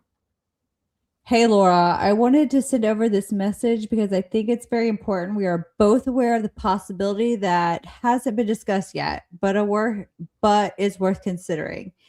Even after seeing a positive pregnancy test, I still had doubts in my head. Something was telling me to look deeper into things, so I did and came up with a theory that could potentially be true. What I found upon researching online, though, that is worth noting is the effect of anticonvulsant medication on HCG levels. There is a direct correlation between false positive pregnancy tests. You have mentioned multiple times that you have epilepsy and take medication for it. So there's a chance the medication itself is recognizable for the responsible for the positive pregnancy test. Also, something else I had found interesting was that the test you sent me on day 11 and the test you took on day 21 with me looked identical as far as the test line goes. That should have been way darker. The test line should continue to rise due to the impact of the child inside the womb. I have attached both photos for reference. Oh. No, that line should have gotten way darker. So there's. Oh, wow. That's like barely a thing. Oh, I mean, it's dark. I mean, it's darker than I thought it would be. There's the instructions for But if that's day 21. It goes on to say more here. I don't even know if you can read. Can you read that?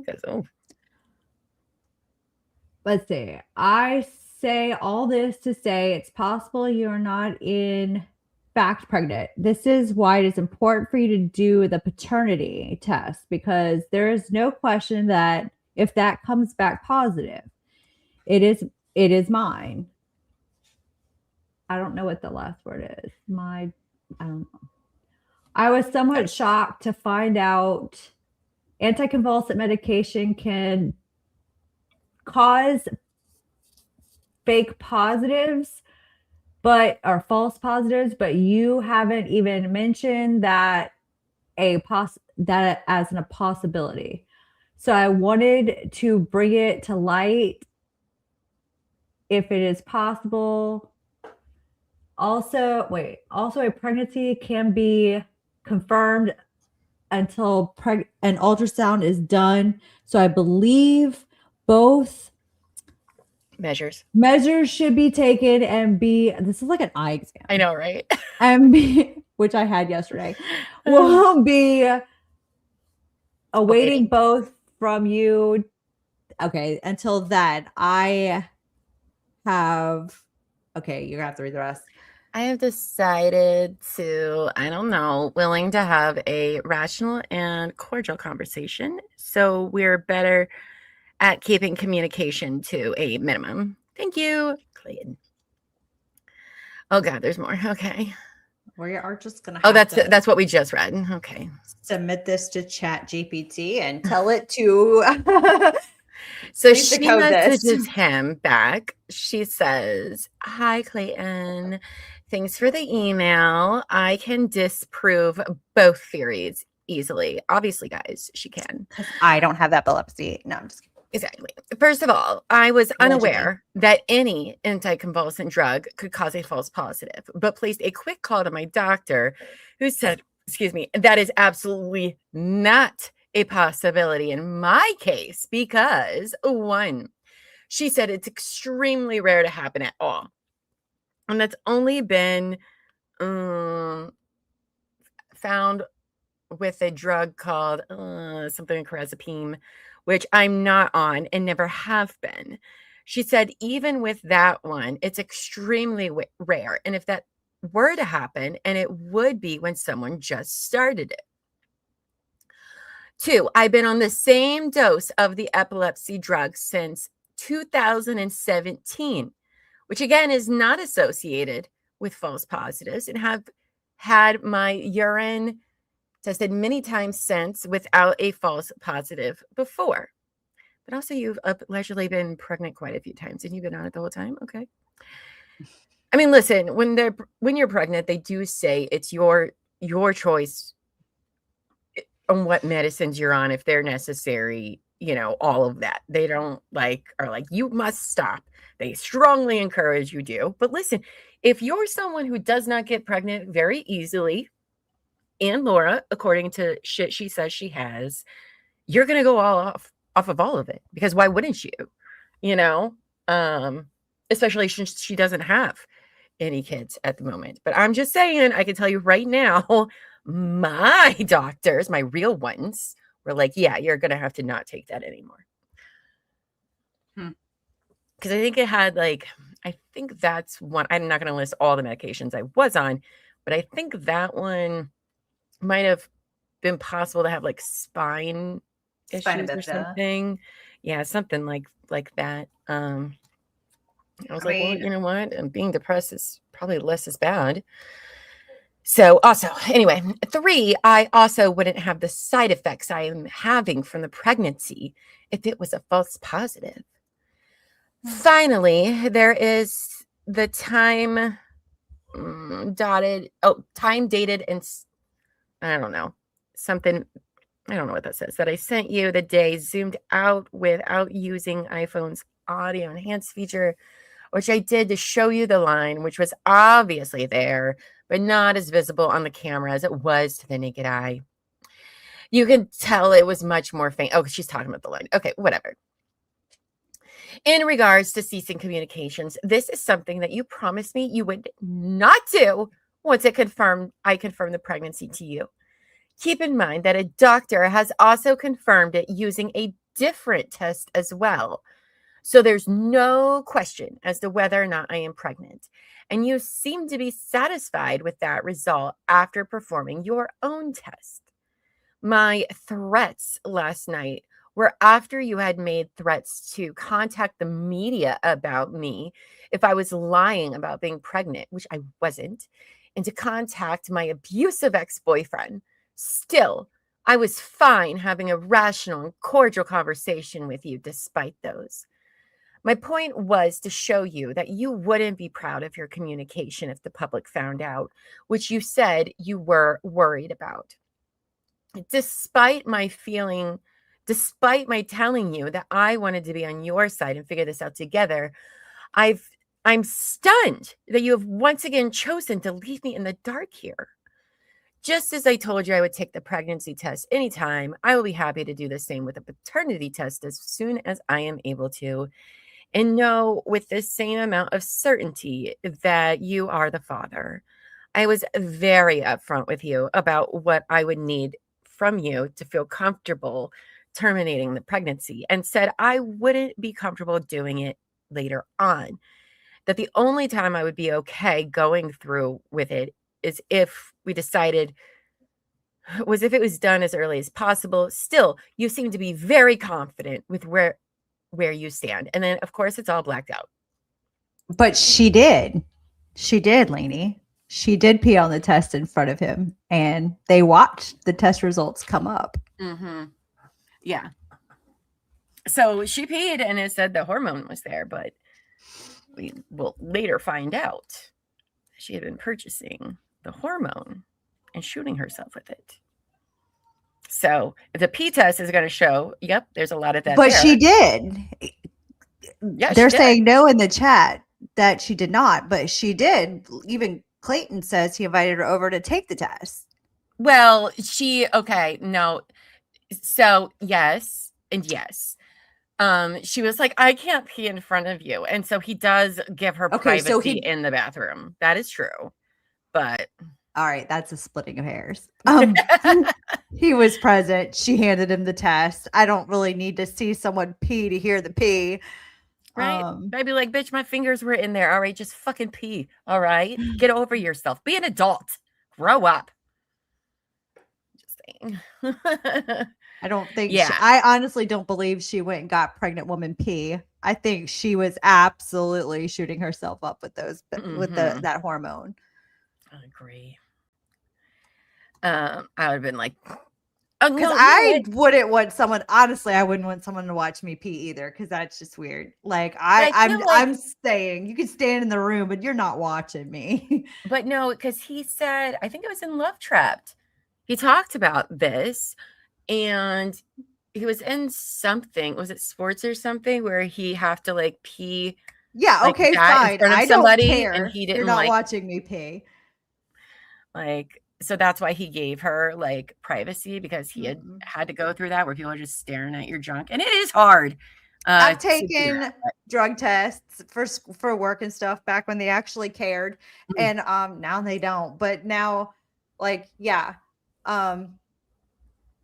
they didn't watch me pee. They stood outside the door and turned their back. Oh yeah, and listened to me pee. the only people who watch you pee is court. That's it. Here, everybody else, they just let you go, even if you're drug testing for work. But if it's court ordered, they will see. There's mirrors all around the toilet, and somebody literally sits there and watches you. You're like, oh, okay. Yeah, That's well, weird. I've never had that. I've never Oh, had to well. pee at court. So I had to one time for custody things. Didn't work out, did it? Now, anyway, on June 24th, Clayton emailed me saying that he would pay for the paternity test, despite telling the press that he has said that he would be responsible for the full amount. I told him that I already knew that he was the father, and if he needed reassurance, he needed to pay. While Clayton claimed he told me that I needed to pay for the paternity test, you can see that was not the case.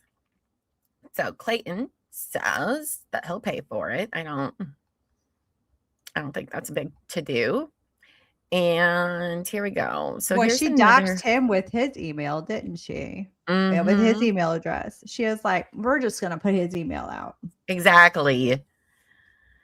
She's such a bitch. But we do have this message. You can read this one. Okay.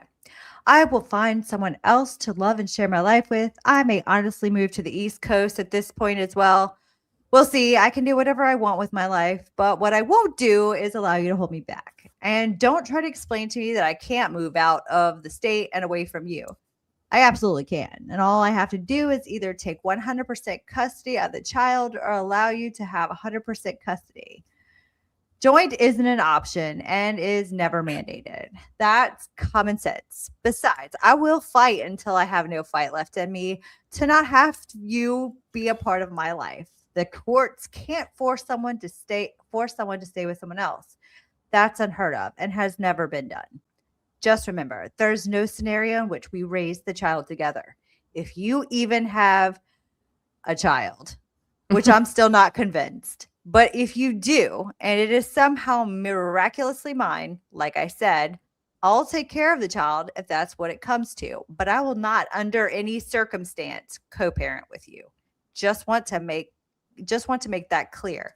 I would rather co-parent with literally anybody else besides you, as you have shown me you don't respect my opinion. Which, again, she's the one who, because they're not in the paternity suit yet, right? She doesn't file it for another month. All right. And he's, it's either I'm going to have 100% custody or she already, if she was pregnant, already has 100% custody. So why would you go to court to possibly give up those rights that you inherently have by law? Like, it doesn't make any sense whatsoever.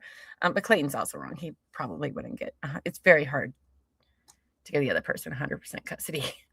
And she's crazy, and you would think, but not always.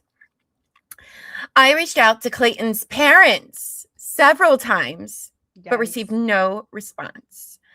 On July 2nd, I even invited them to an ultrasound since he had not gotten back to me about attending my doctor's appointment. Oh my God. Okay. So this was done on July 2nd. Again, she doesn't file the court stuff until the end of July. Hi, Mr. and Mrs. Echard. On Thursday, Clayton said that if I provided him with additional information, such as the date and time of my next ultrasound, he would be able to be cordial. I gave it to him and invited him, but have not heard back. I was lucky enough to get accepted to see a high-risk specialist on July 24th at 9 a.m. for an ultrasound and an hour-long consultation. Really? That's a long consultation for a doctor. Right? Okay. Right? I told Clayton that he was welcome to go and and she's in the first trimester. I don't know about you, but I didn't see my high-risk doctor until second trimester because there's really no point in the first trimester, just because. I mean, if you're going to lose it, you're going to lose it sort of thing. I saw him very early. Oh, did you? Yeah. Oh, but you were older. I'm old. I was old. Yes. Yeah. You're not. She's not that old. No, I am. I was like 30. I was like 39 when. 38. Right. I met with my other. I was only like 26 when I had him, so it does make sense. And I had ultrasounds like at every appointment. Felt like it was like so many ultrasounds. Ultrasounds. But see, they wouldn't even give me one until I was 11 weeks this last time. So. Oh no. So many ultrasounds. I had one like I was like 3. I had just gotten the positive test. They had me like come in that week. First thing they did was ultrasound. Well, you don't get an hour long. We can tell you that. Oh, it definitely was an hour.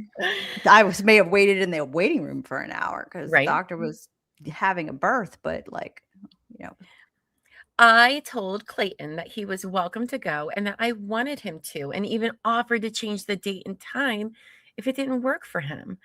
I explained to him that it's a referral-based practice that does not accept patients without medical records, including verification of the pregnancy and test results notes from a specialist to prove that there is a condition that requires a high-risk obstetrician.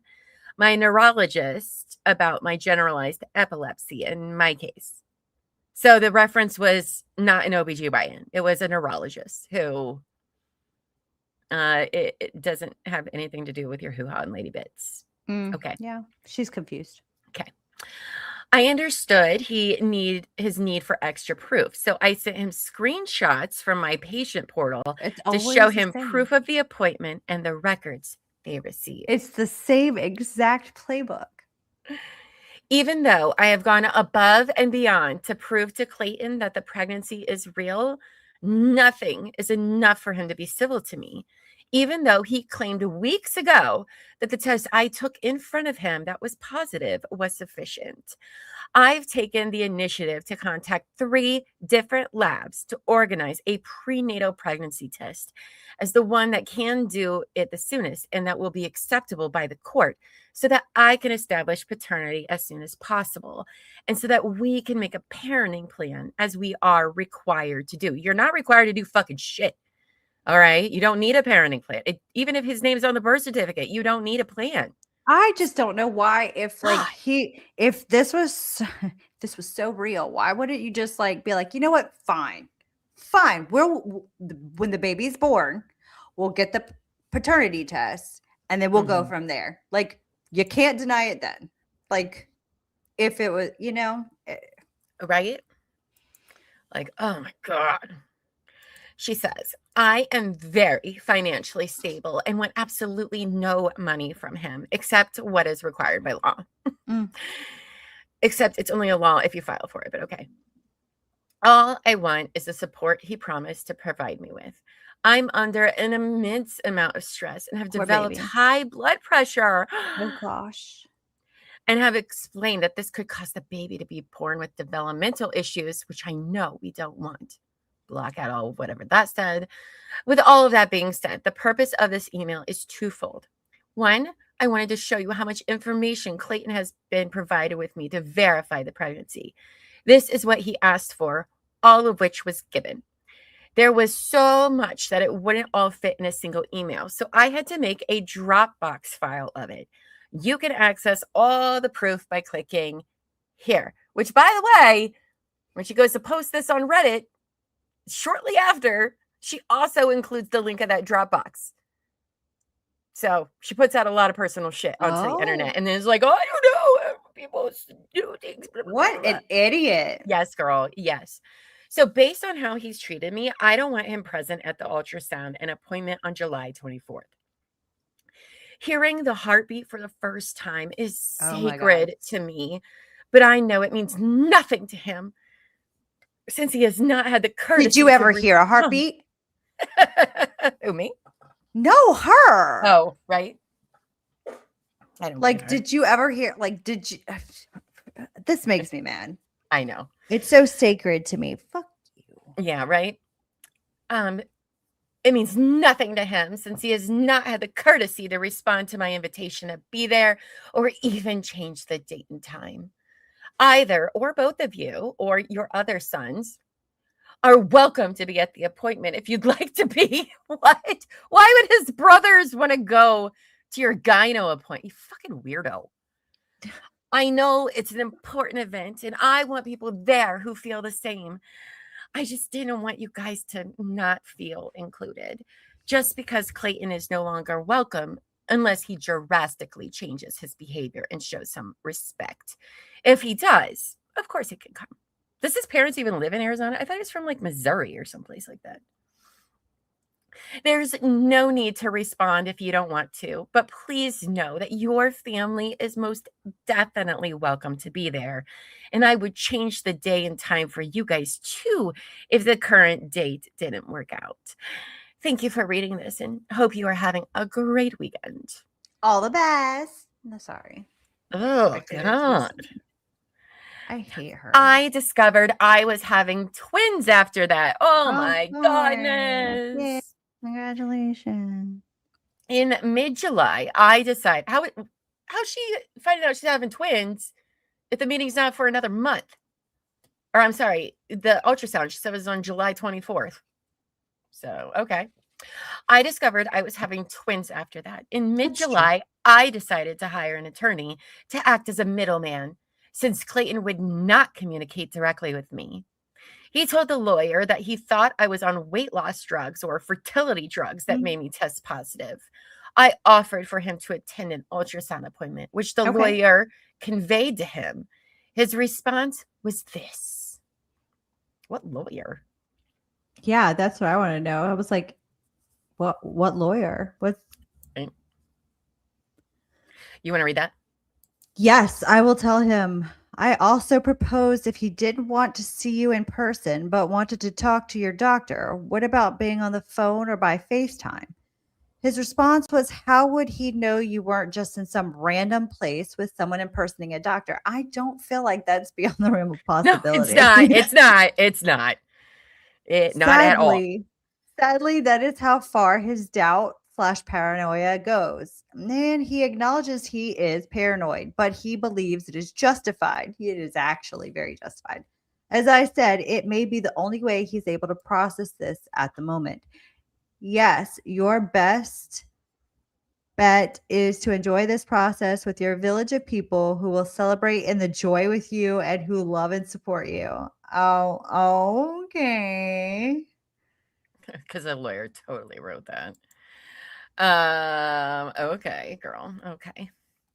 So on August 14th, Clayton sent me this, and then went dark on me for days, telling me that he was heavily under the influence and not attracted to me sober. Hurt.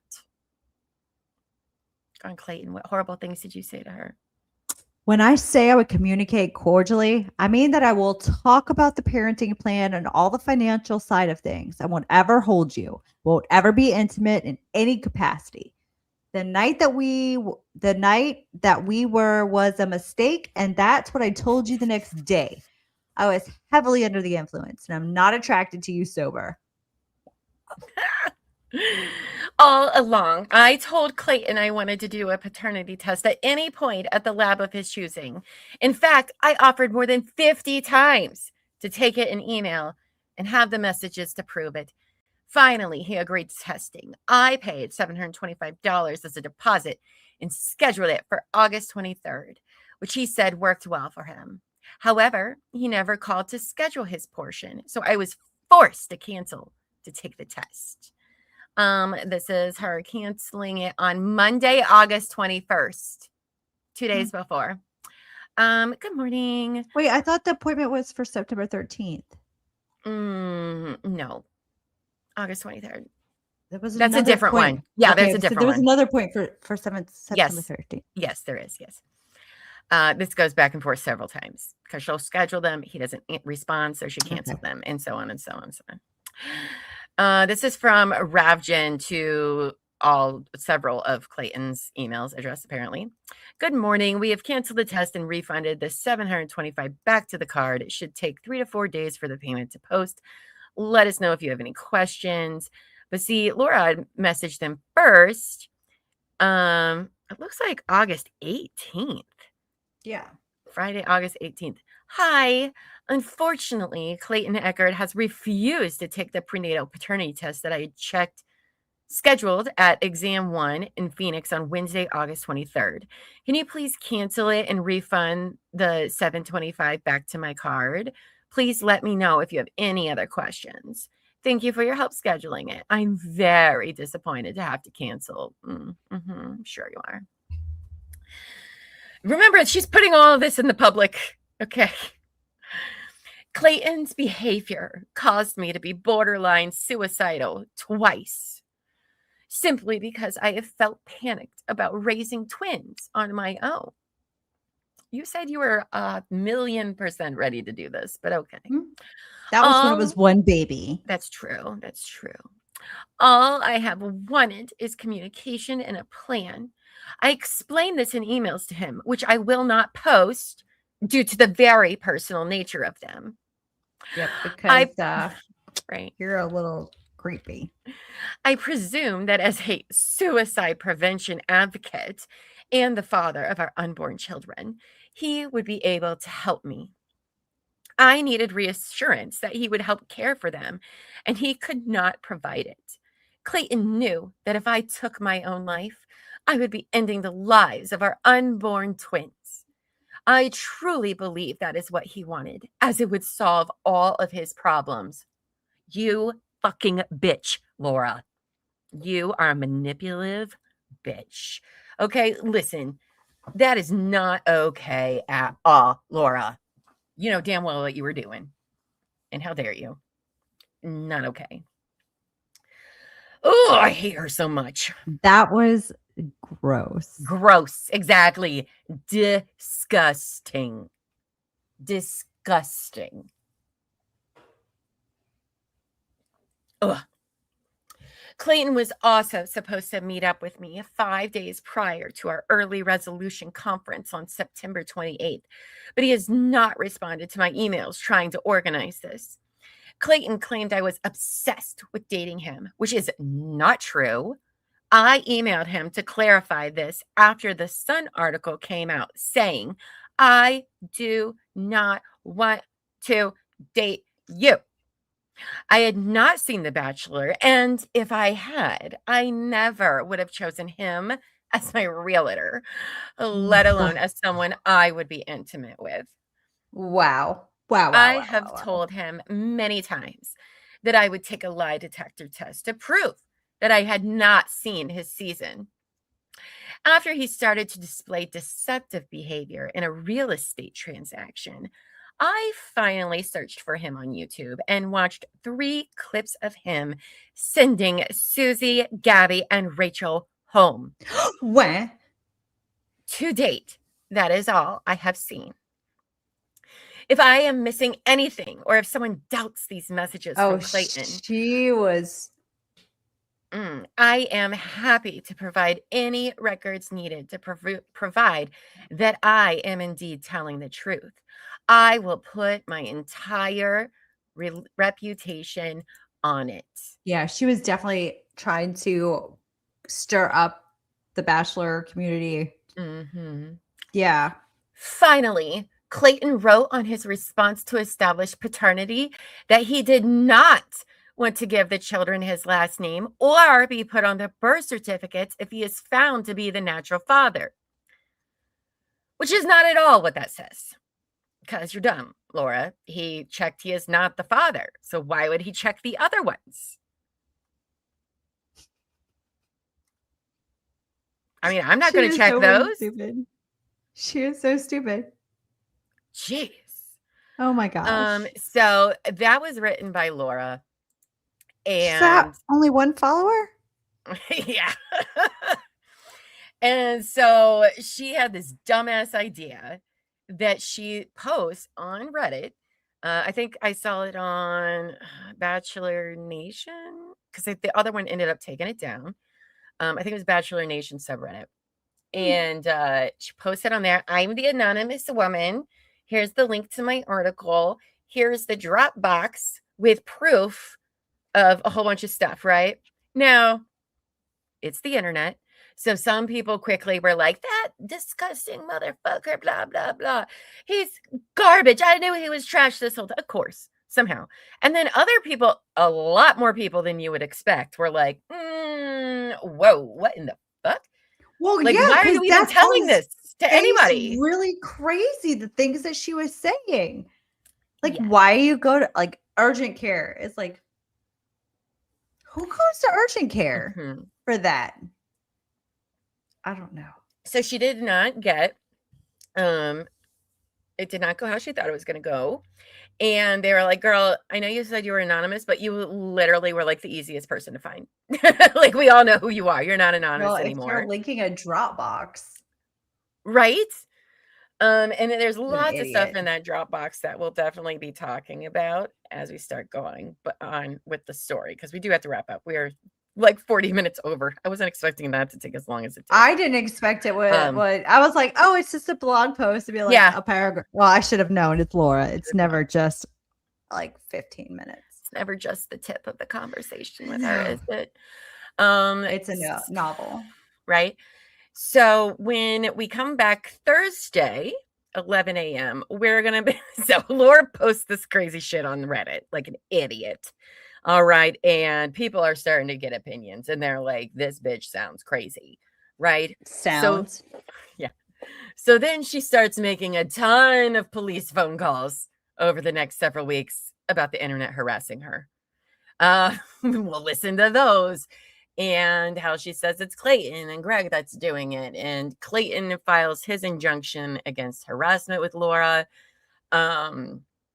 field report, and a lot of other stuff that happens. We're going to be, then we're going to find out a little bit about Chase J. Jones. No spoilers for Buffy, friends.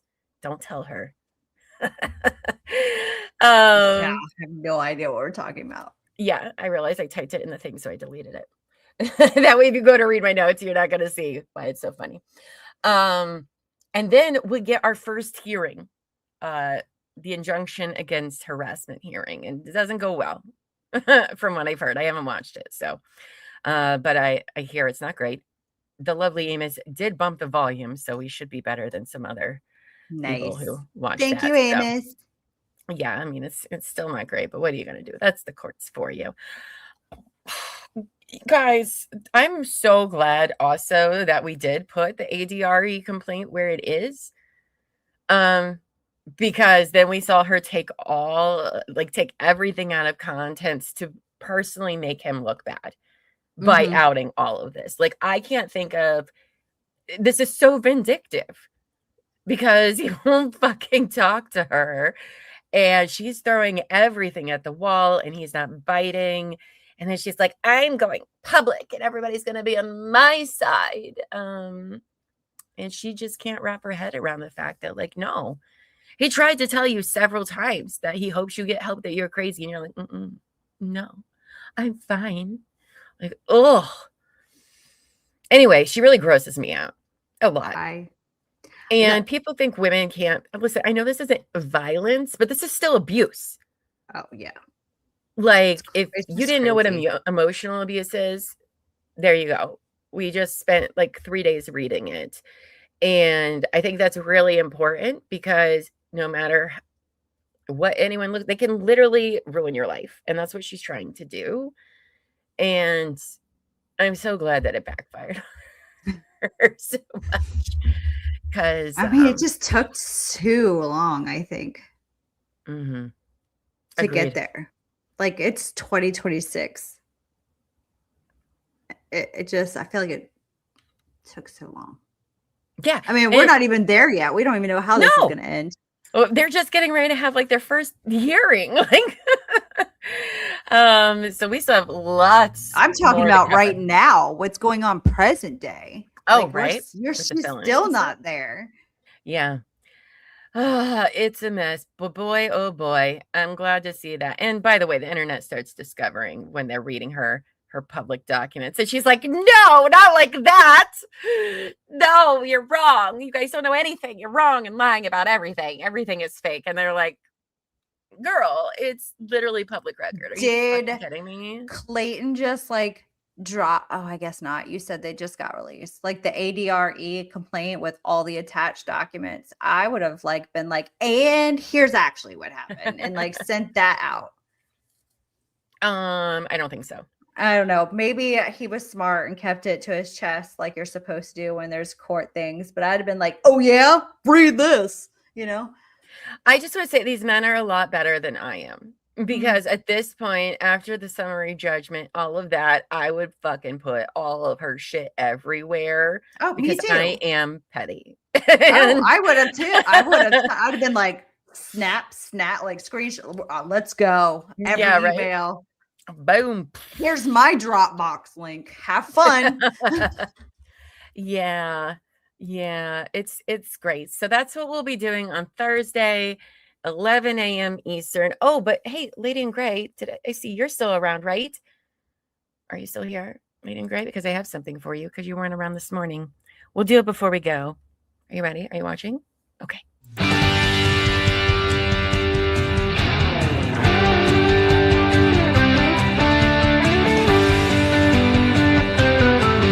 Happy birthday to you. Happy birthday to you. Happy birthday, 'cause you're awesome. Happy birthday to you.